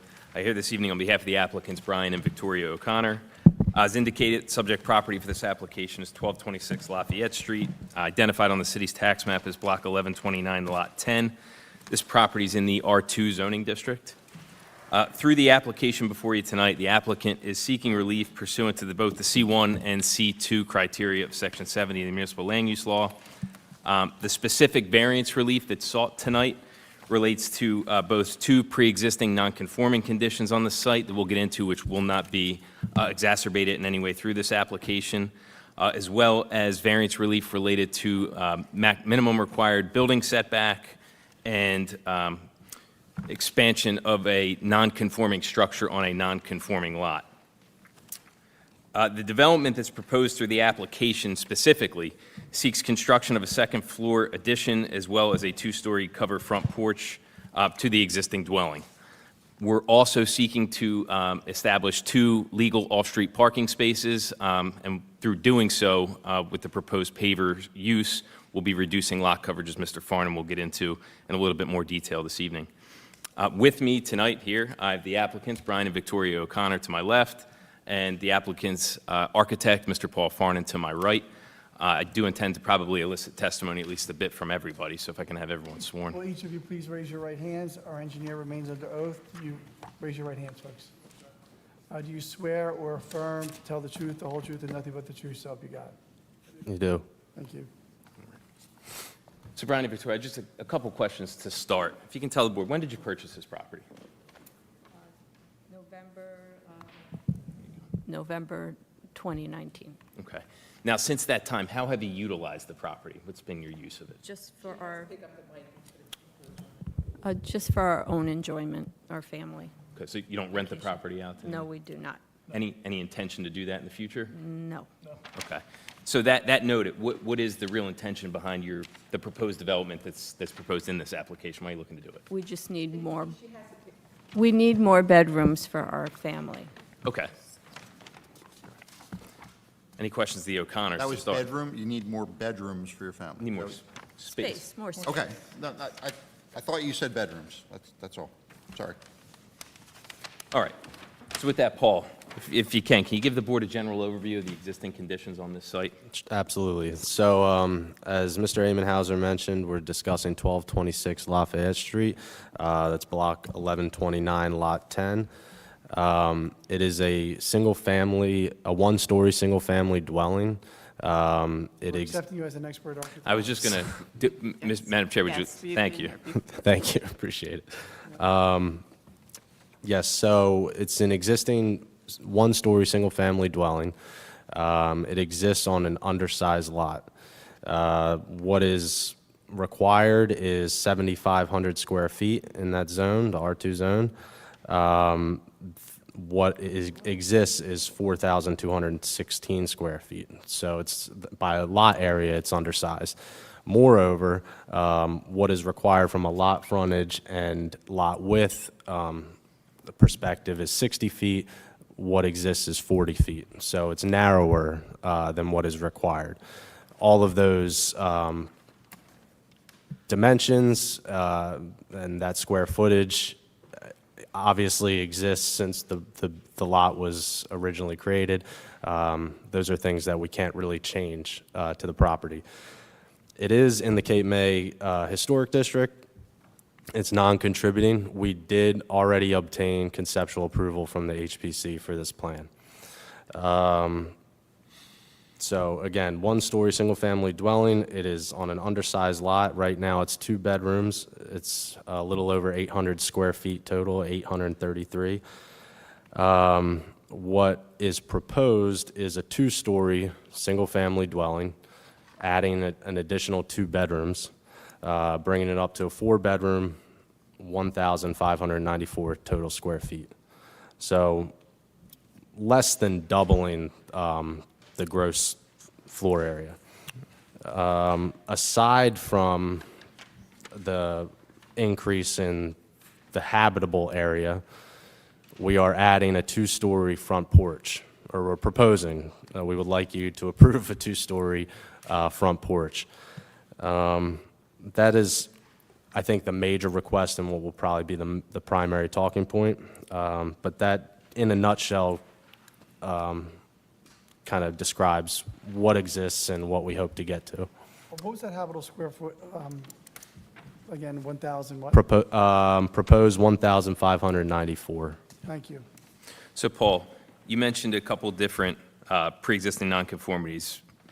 Minimum required lot size you indicated is an existing nonconforming condition, as well as lot frontage and width, correct? That's correct. Okay, and you mentioned this lot is surrounded by privately owned lots, correct? So Correct. there's no way to make this otherwise conform, right? That's correct. Okay. So, given that those are 2 pre-existing non-conforming conditions, we'll talk a little bit later about seeking those under C1 criteria.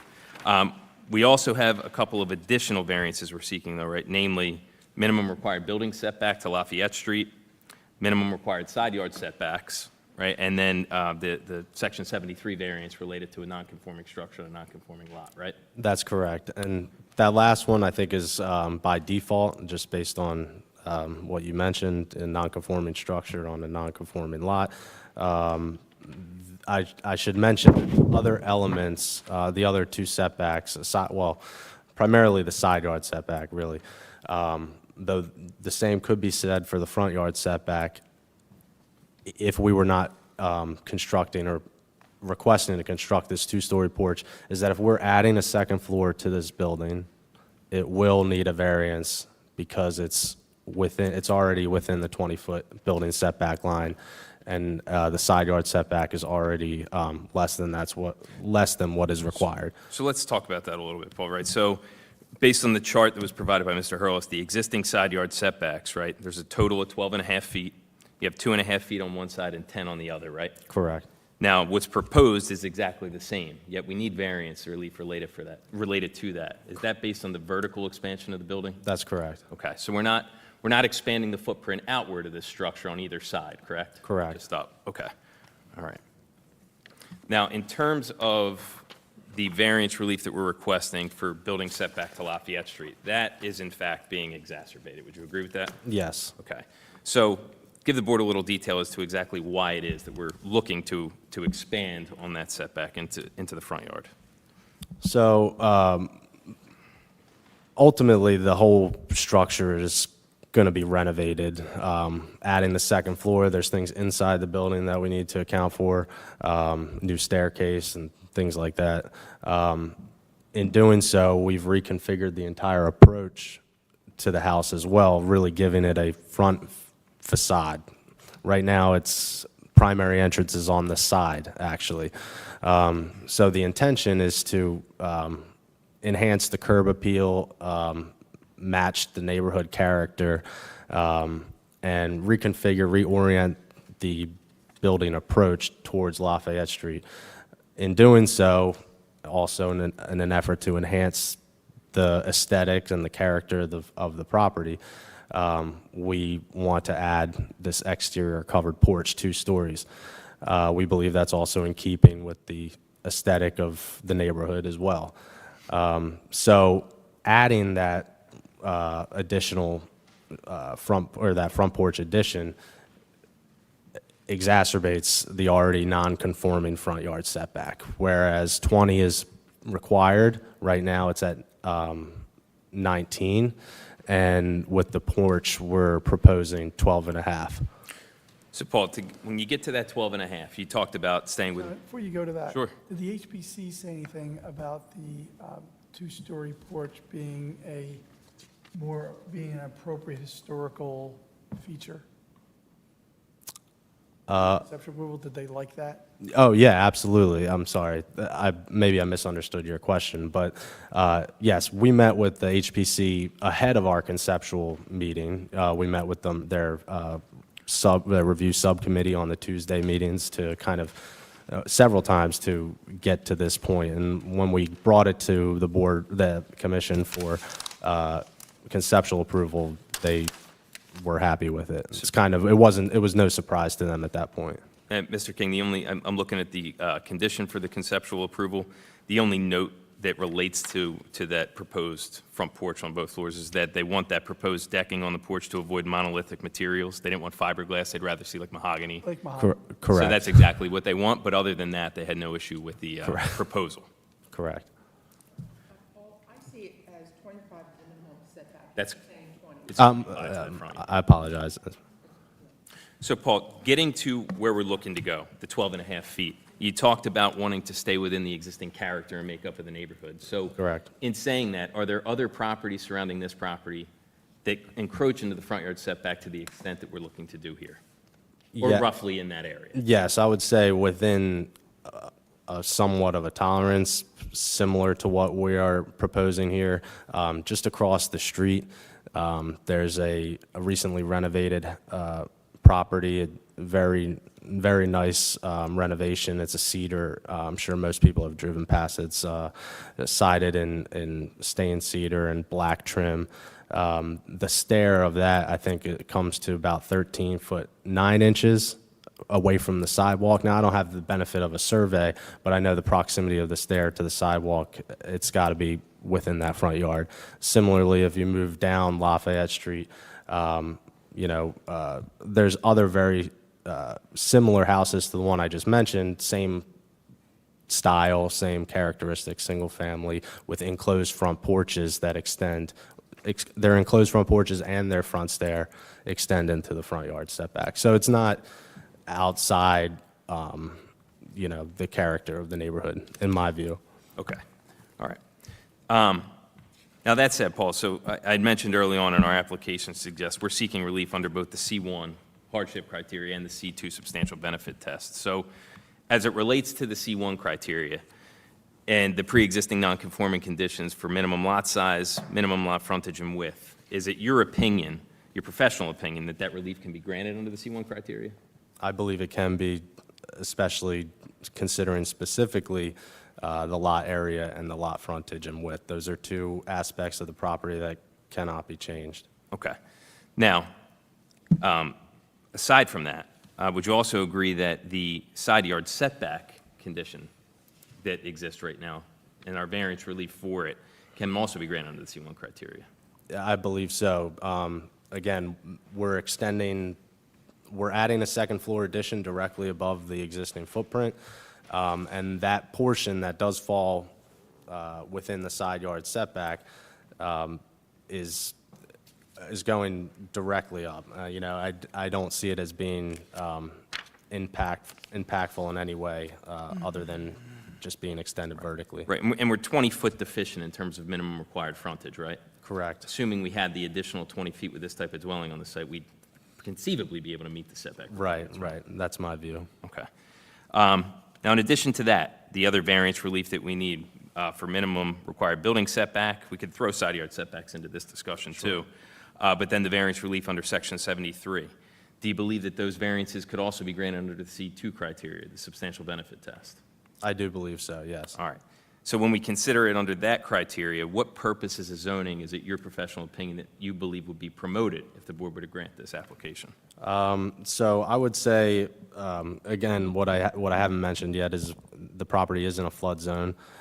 So all improvements to the property within the flood zone will have to be compliant with flood regulations. So just by way of the improvement to the property, all new materials, all new construction will be safer. We're also, the new habitable floor area, new gross floor area being added to the second floor, also outside and above the floodplain. I believe we are providing adequate light and air and open space. We are not proposing a enclosed front porch or a front addition off of, an enclosed habitable floor area off the front of the building closer to Lafayette Street. It is an open front porch, so it is allowing for light to pass by and air to move through. I think we're also promoting the establishment of appropriate population densities and concentration. We're not increasing the use of the property. It is a single-family property. It will remain a single-family property. I believe we are promoting the desirable visual environment through creative development techniques and good civic design. We're enhancing the character of this house to fit more with the surrounding context without impacting negatively the visual environment. I think our HPC conceptual approval attests to that. And in terms of promoting the maximum practical recovery and recycling of recyclable materials from the municipal solid waste, we're building on top of what is already there. We're not totally demolishing the existing house. So by way of retaining an existing structure, we're keeping a lot of materials out of landfills. So Paul, all those positives, before we get to the negatives, I think there's another aspect to touch on. I mentioned it earlier. So off-street parking, we don't need a variance for that. We're already compliant with it. We're going to stay compliant with it, correct? That's correct, and I'll say, get ahead of it a little bit. Sure. I know that we need to enhance how we've identified that on our drawings. It's not, we show dimension strings along the driveway, but we'll show exactly how the two blocks where the cars would fit in that driveway. So that's it. So right now, we have a concrete pad essentially for parking that exists, right? That's correct. What are we proposing to do to differ that and change it? Our proposal is to remove the concrete that exists on the owner's property and install new permeable paver strips, which has kind of been, I think, commonplace these days here for this board and for the HPC. People are less inclined to pour a new concrete driveway and more so install these paver strips. So Paul, in doing that, what does that do to our lot coverage total? Does it, when you consider the fact that we're going to put permeable pavers in there, how does it affect lot coverage from what exists and what's proposed? So do want to expand on this. While we were looking at some of that, Mr. Hurlis's comments on specifically the driveway and other questions about it, we took another look at all of our calculations and determined that what we represented in our zoning chart is actually the full coverage of the pavers, whereas if we were to take the 50% credit, it would be less. So our plan is to show that on our compliance set, that with the 50% credit, the zoning coverage, the lot coverage rather, related to parking will actually decrease. This is also it's immediately adjacent to another concrete strip that kind of leads the property owners, the O'Connors, and any visitor to the existing front door, which is on the side. Some of that would be removed as well. In that whole balance, we're actually offsetting the increase of the front porch such that there would be no increase in lot coverage. It would be actually 35% existing and 35% proposed. Okay. Did you calculate what the proposed coverage is going to be? Yes. And what is that? The proposed lot coverage? Yeah, so like. 35%. It'll be 35%. It'll be 35%, correct. And again, that was after we're really looking into your questions about parking. That's when we really did a second, third take at it, make sure we were accounting for that, especially in relation to the easement aspect of it. While we're taking this little dive into the parking, so the existing conditions is you really can't even really park on your very thin driveway that you share with the adjoining Lot 9. Is there any easement, an access easement between the two properties or anything like that? None that we could locate Okay, anywhere. so you're bettering the situation by actually providing your parking on your site as opposed to spilling over onto the adjoining site? Yes. Correct. Okay. And I thought that that was the case, and I so, verify that. I do have, Rich, if I can introduce this as A1, I do have a photograph, a color photograph of the existing concrete block area. If you can pass those around. so just to give you a kind of quick narrative about this picture is that there's a single curb cut. Thank you. There's a single curb cut from Lafayette Street accessing two adjacent abutting concrete driveways. So it's a shared driveway? It's Shared a curb cut. shared curb cut. Correct. Yeah. But the driveway is as far as we can tell, the control joint, the center control joint of the driveway is on the property line. On the Runs property right up the line. So that will give and that was my next question is, the adjoining neighbor won't be, Thank you, sir. Thank you. that driveway will be accessible to the neighbor. Correct. Correct. If you follow that joint. Correct. Right, because you're right, we're not proposing any removal of the Okay. existing curb cut. Thank that's you. there. That clarifies a lot of the questions I had in my report. Great. All right. So, Paul, again, we don't need a variance related to parking, but is your professional opinion that bettering the situation like we're doing is another positive aspect of this application? I would say so. Okay. Now, in addition to all of the positive criteria you just put on the record, is it also your professional opinion that granting the requested relief we're asking for tonight by the board wouldn't amount to substantial detriment to the public good or the zone plan and the zoning ordinance? It is my opinion that it would have no substantial detriment to the public good or without substantially impairing the zone plan or zoning ordinance. As I mentioned, the proposed two-story front porch addition is, in my view, in keeping with the front porches that exist on other structures within a stone's throw.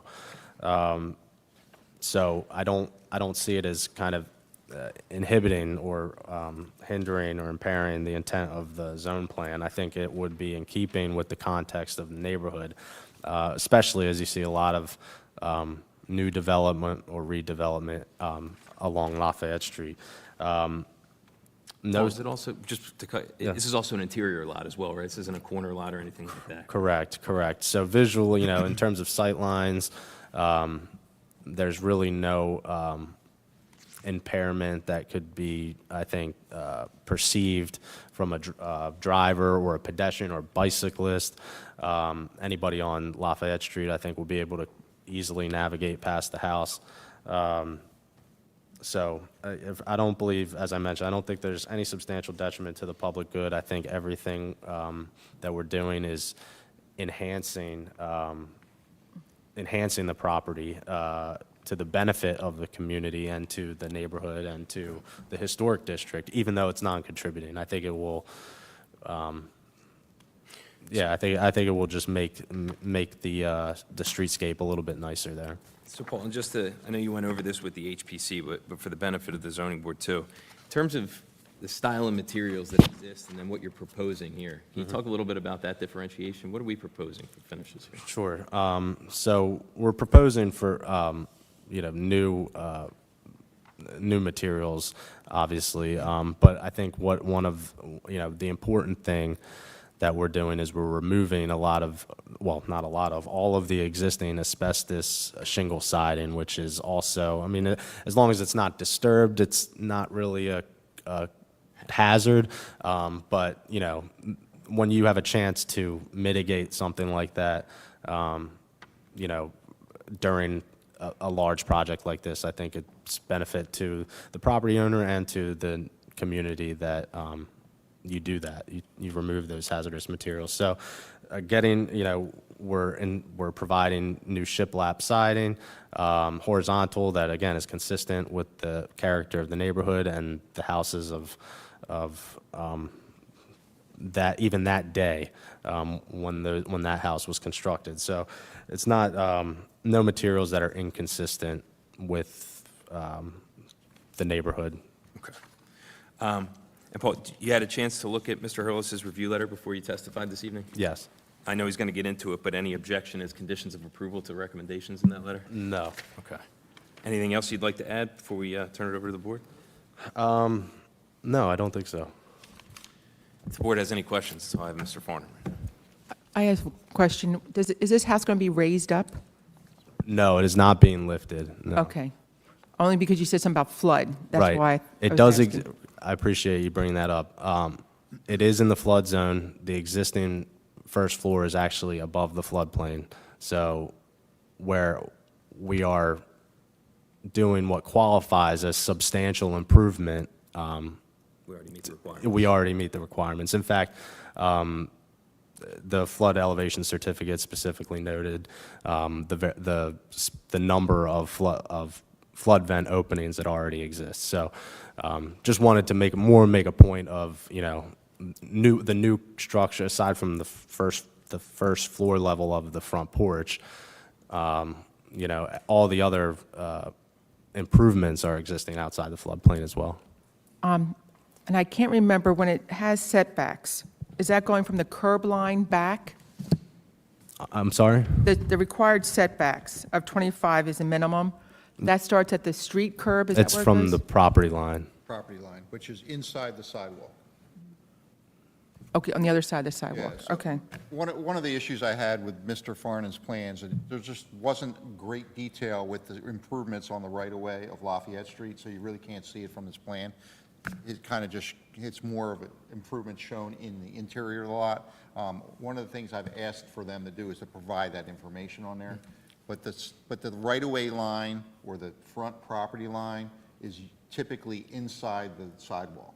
Okay. That's where the setback is measured. Okay, I just want to make sure, because I feel that when you're bringing it another 7 feet forward, that it does take away from the streetscape by moving this house. Because if you look down that street, in that area, that block, there's very few houses are that far forward on that side of the street. So you want to touch on that, because I think you went over it. Sure. So I would not disagree with you that on that side of the street, the houses that I mentioned earlier are on the opposite side of the street. Right, and I think some of them are already pre-existing, like they've been built there for years. Absolutely. I mean, the one, I know, a couple of the older ones, they're not new construction. Right. They've been there. So being this is new construction, you have the option of going forward or back, because you do have that area in the backyard that you're not even touching to go back with. That wouldn't be a front porch, though. No, but they could move the whole house back and make, the front porch. The whole structure. Right. Right now, your house is further out, to me, when I was looking, is the furthest house out on both sides. You're further out than anybody else before you do the addition. If you just sight down, you're just, No, I would object to that. I don't think that's correct. But respectfully, but when it comes to,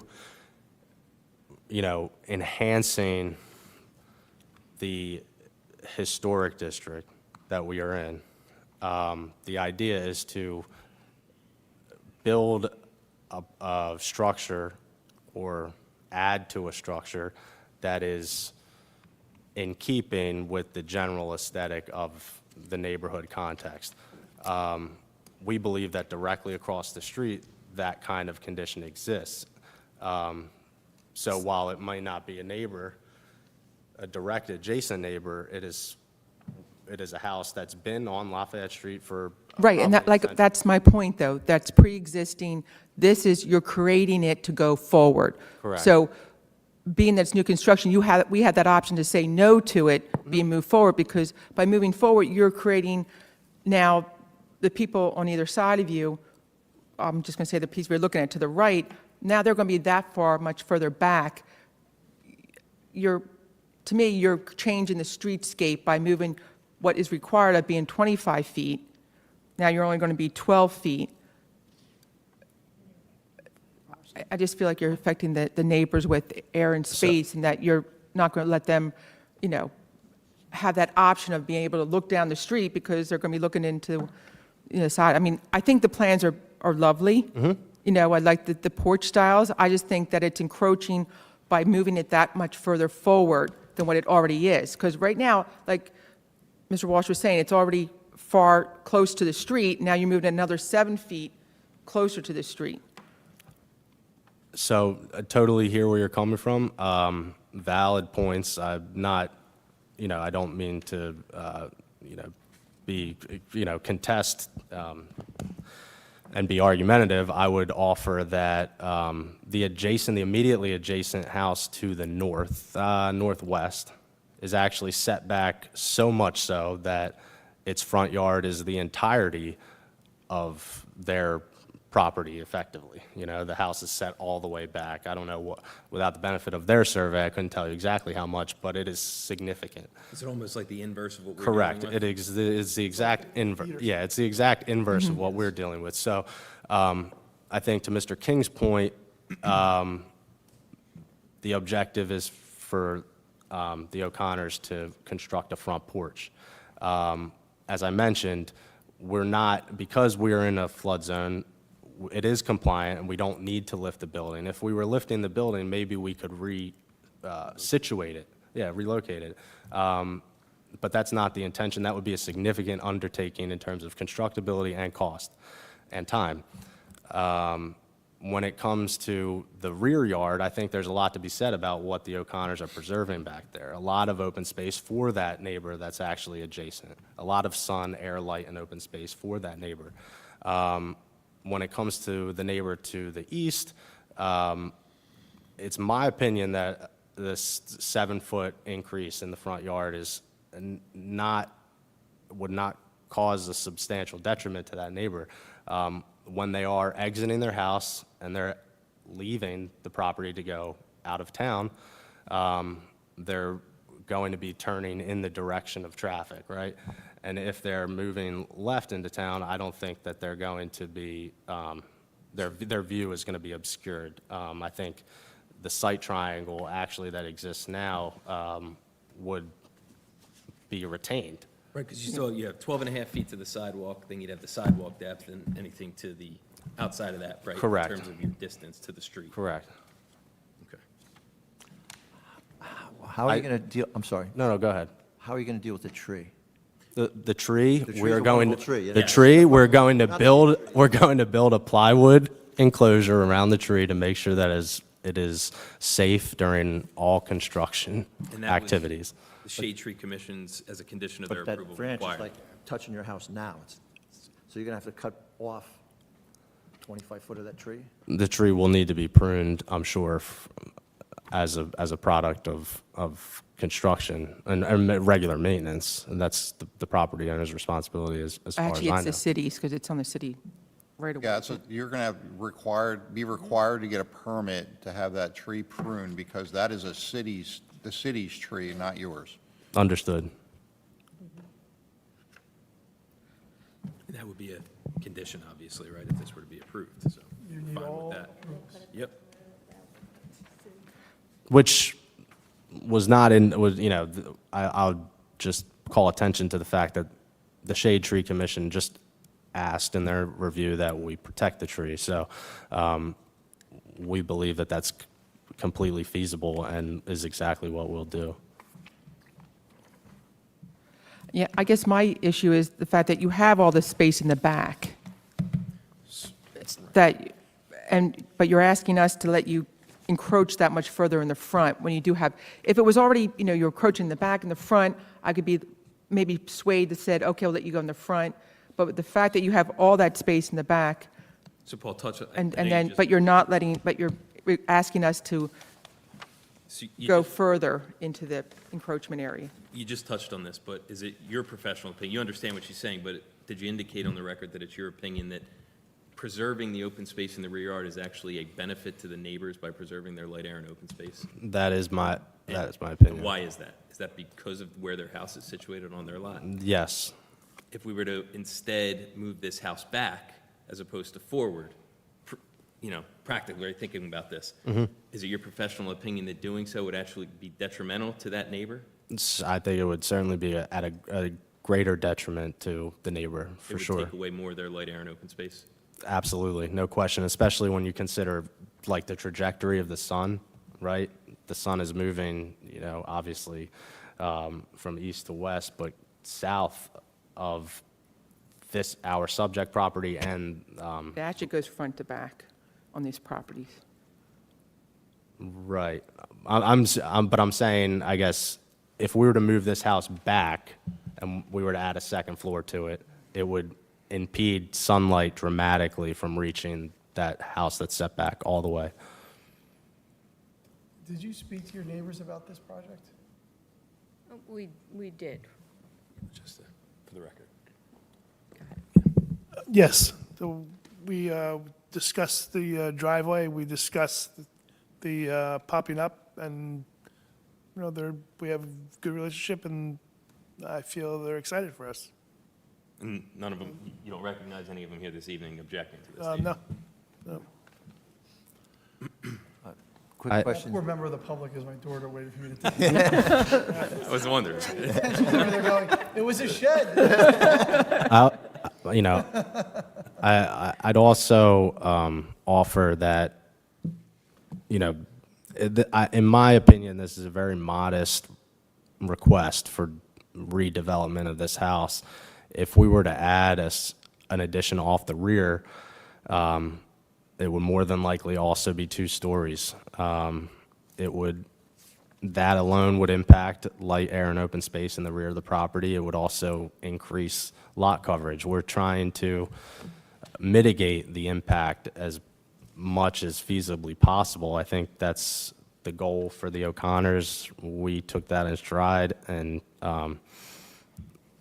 came to this approach to adding a second floor over an existing footprint. And while we are adding an addition in the front yard, it's, I think, collectively our view that it's in keeping with the context of the neighborhood.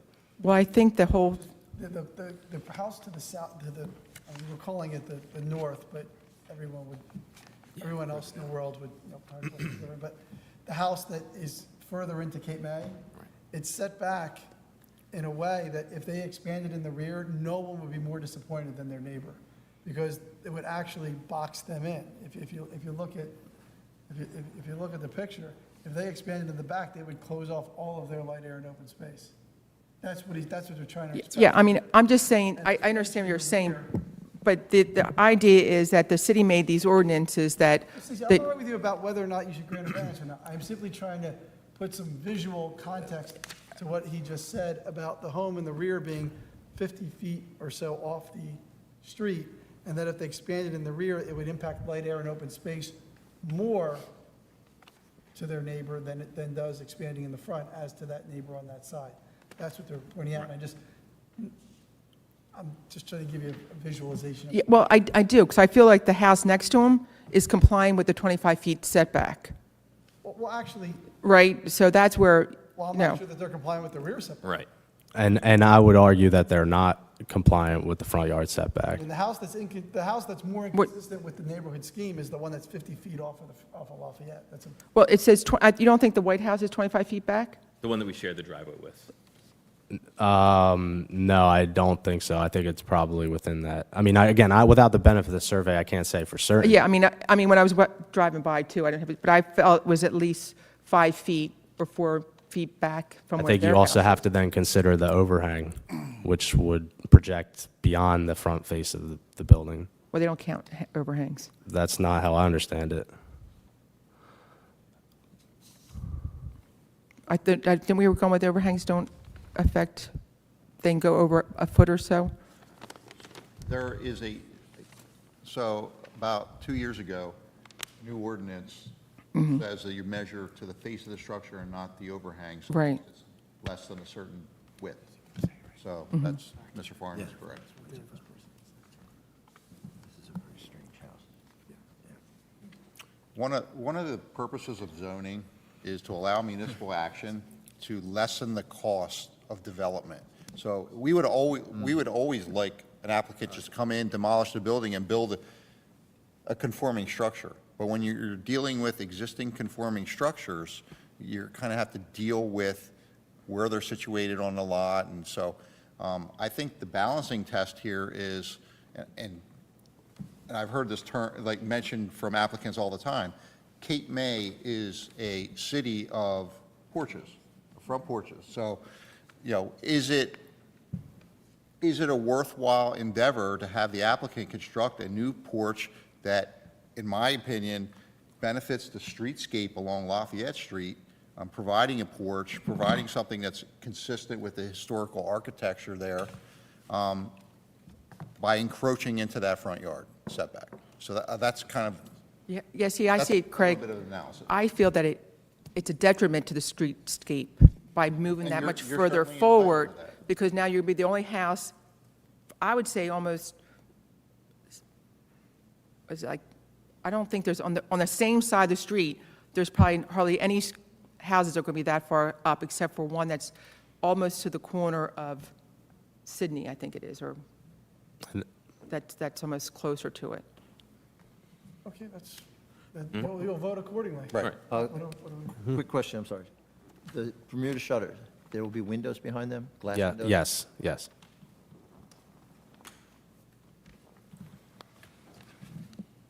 And the windows were a consideration of the HPC, right? While we're on this. Well, they requested we add more shutters. Yeah, that was one of, Is your testimony complete? Yes. sure. Would you like me to go? Okay, thank you. I'd like to summarize my May 14th, 2025 review memorandum for this application at 1226 Lafayette Street, which is located in the R2 Low Medium Density Residential District. You've heard testimony from the applicants indicating they're proposing an addition to the existing single-family dwelling, and that consists of essentially putting a second-story addition over the existing footprint, as well as adding on a new covered front porch. The number of bedrooms, there's two existing bedrooms, an 833 square foot of habitable area that exists, and they're proposing a total of 4 bedrooms and 1,594 square feet of habitable area are proposed. With regards to the completeness review, item number 16, I supported a waiver from that. I don't see any problem with that. Item number 19, 25, and 28 should all be provided as conditions of approval, and they all relate to the driveway improvements. The design calculations that can be provided may actually verify that there's no stormwater system required, but I can't tell you that right now, so that should remain a condition of approval. Item number 32, I think they addressed in testimonies. There's no existing easements or cross-access easements with the adjoining neighbor. They're going to show that their proposed driveway is going to support access to the adjoining property, so we've asked them to provide additional improvements on Lafayette Street. And finally, the landscaping plan, should the board grant encroachment into the front yard setback, the site is pretty well devoid of landscaping. We recommended a landscaping be provided to buffer that encroachment and enhance the neighborhood streetscape. The variances that are required. So this is the existing non-conforming structure on a non-conforming lot. The lot does not meet the minimum lot size requirements, lot width, or lot frontage requirements. Just the lot size requirement in that district is 7,500 square feet. This exists at 4,216, excuse me, I get the hiccups, 4,216 square foot. The lot width and lot frontage requirements are 60 feet where 40 foot exists, so this is a narrow lot. The building setback line is proposed at 25 feet. I'm sorry, existing requirement is 25 feet. The existing structure is 19 feet. The proposed new front porch, covered front porch, is 12.5 feet setback from the front property line.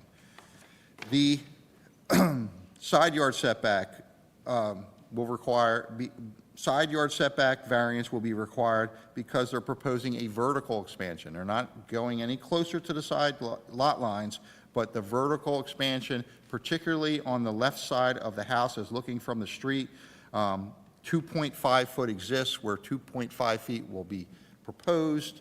That is a vertical expansion. There are a couple of benefits that they're creating. Cape May has a minimum habitable floor area. This is a tiny house. It doesn't even meet the minimum requirements as it exists. So they're bringing that into conformity by proposing this expansion. Now, when we look at it, this expansion is on an undersized lot. So the planning analysis, are they overdeveloping the lot? They're meeting the floor area ratio requirement. So 0.38 is proposed. So that proposed floor area in relationship to the size of this lot is appropriate based on the zoning code. And we look for overdevelopment. Is the lot coverage conforming? Yes. 40% exists. 40% is the maximum permitted, 38% exists, and they're lessening that based on Mr. Farnon's analysis to 35%. So that's a change in my zoning table. They're adequately parking the lot. So those are the benefits that they're proposing. They're widening. They're now able to park entirely on their site is also a benefit. So those are things that can be weighed with your analysis. I know certain board members have brought up concerns with the encroachment into the front yard, but they should weigh those items appropriately. With regards to the general review comments, item number 1 is they have to conform with Chapter 258, which is our flood damage protection code, because this site is in a flood zone. Item number 2 is our standard requirement that they provide, revise the zoning table consistent with my report and any conditions that the board set. They're listing their variances as existing nonconformities. They should be listed as variances. Item number 3 is my recommendation to provide all proposed improvements noted on the plan. So then there needs to be construction details verifying that they're going to comply and that the pervious paving surfaces do indeed meet the 50% lot coverage credit. Item number 4 is, this is our stormwater analysis, which the development is not considered major development.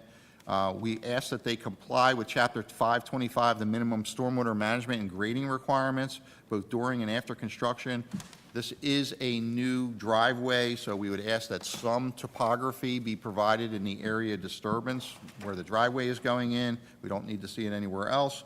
And the applicant may be able to demonstrate that there's not a grading and drainage system a drainage system that's necessary, providing this additional information is provided.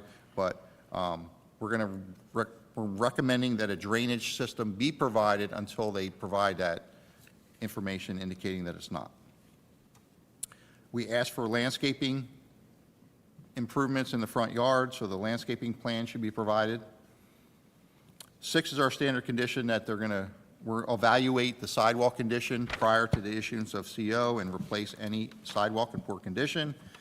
7 is just our rehashing and showing that we need to see all of the improvements within the right-of-way and any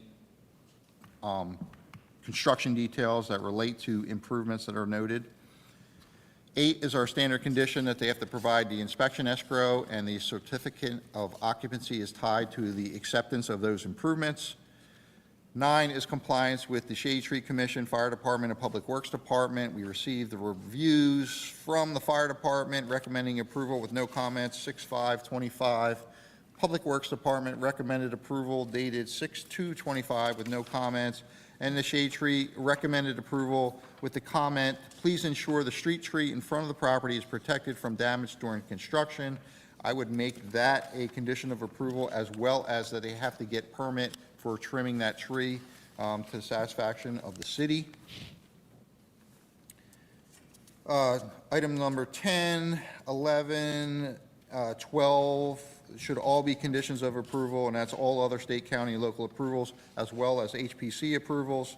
13 is our standard condition that they have to comply with the affordable housing requirements. 14 is their standard condition that should the board grant approval, they're required to revise the plans consistent with the board's approvals and conditions and submit the requisite number of sets to the board engineer for approval. And that's a summary of my report, and I'm happy to answer any questions the board has. Craig, for the setback, there's also, that's from the inside of the sidewalk, right? So then you had the sidewalk, and then you had the curb line, correct? After that 12 feet? Yes. So like with another 5 feet or You can so? see it on the survey that's provided, but I'm going to estimate that the front yards, the 19-foot measured to the existing structure, there's probably another 3 feet measured to the edge of the sidewalk, and the sidewalk is probably 4 foot wide. Okay, So you're probably looking at another 10 feet to the curb line. okay, So it's probably set back 29 feet from the face of the curb, okay, thank in you. my estimation. That's Yeah, approximate. I'm just making sure I'm including the other parts.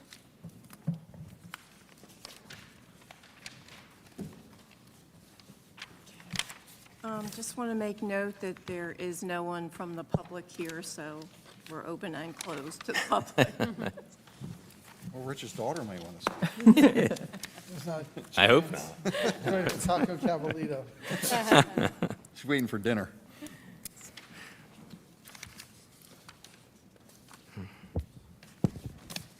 Okay, we ready? Yes. The motion I'd recommend being made, but how you vote is up to you, is a motion to grant variances 1, 2, 3, 4, and 5 on page 3 of the engineering report, subject to the conditions 1 through 14, as well as, I guess, The completeness. 19, 25, 28, and 33. With the additional conditions that they comply with the May 29, 2025 State Tree Commission letter, and they need a permit to trim the city tree. That's the Agreed. motion I recommend being made, but how you vote is up to you. And please articulate your reasoning for your votes. I make a motion? Ms. Sheehan motions, Mrs. Notch seconds. Mrs. Notch? Yes, I was a little concerned about this going forward toward Lafayette Street, but I am pleased to see that they are not increasing the bathrooms from, usually you're having 4 bedrooms, and most people are making it 4, so it's 4 bedrooms and 2 baths, so thank you for that. So I say yes. Ms. Sheehan? I think that the plans are really nice. I think it does add some character to Lafayette Street. I'm voting yes. Mr. Walsh?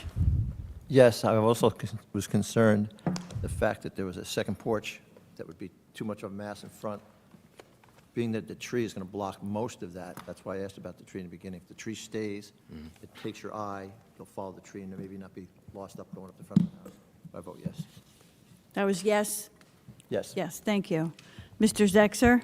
I'm going to say yes. I would agree with Mr. Walsh. I like the tree blocking the view of the porch from the front. I also like the streetscape that it creates because Cape May is a city of porches. So I'm going to say yes. I think the project makes sense. Ms. Stevenson? Yes. It's a smaller lot with a smaller house, and I like that they're bringing it into conformity with the habitable floor area. And the porches are open on the sides, so it mitigates a feeling of enclosure. And they're adequately parking the lot, and Lafayette's is tough with parking. So I think the benefits exceed the detriments of the expansion. Thank you. Mrs. Werner? I'm voting yes also for the reasons that have been expressed. I would say that because that tree is so close, you are going to try to trim it back, but the roots of that tree probably extend into the area that's going to be worked on, so I just take that into mind. It would be kind of criminal to lose that tree. Absolutely. So- Understood. But Thank you. thank you, it's a nice plan and looks good. Congratulations. Thank you very much. Thank you all. Thank you. Thanks. Yeah, it's a great tree.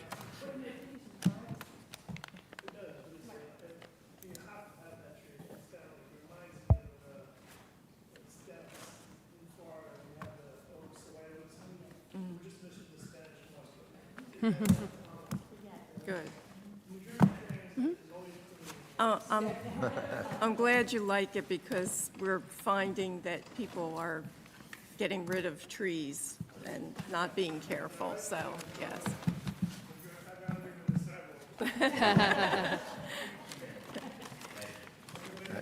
Thank you. Thank you. Thank you.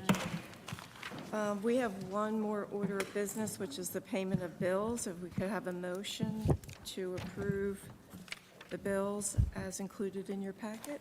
I'll I'll make make a the motion. motion. I'll second.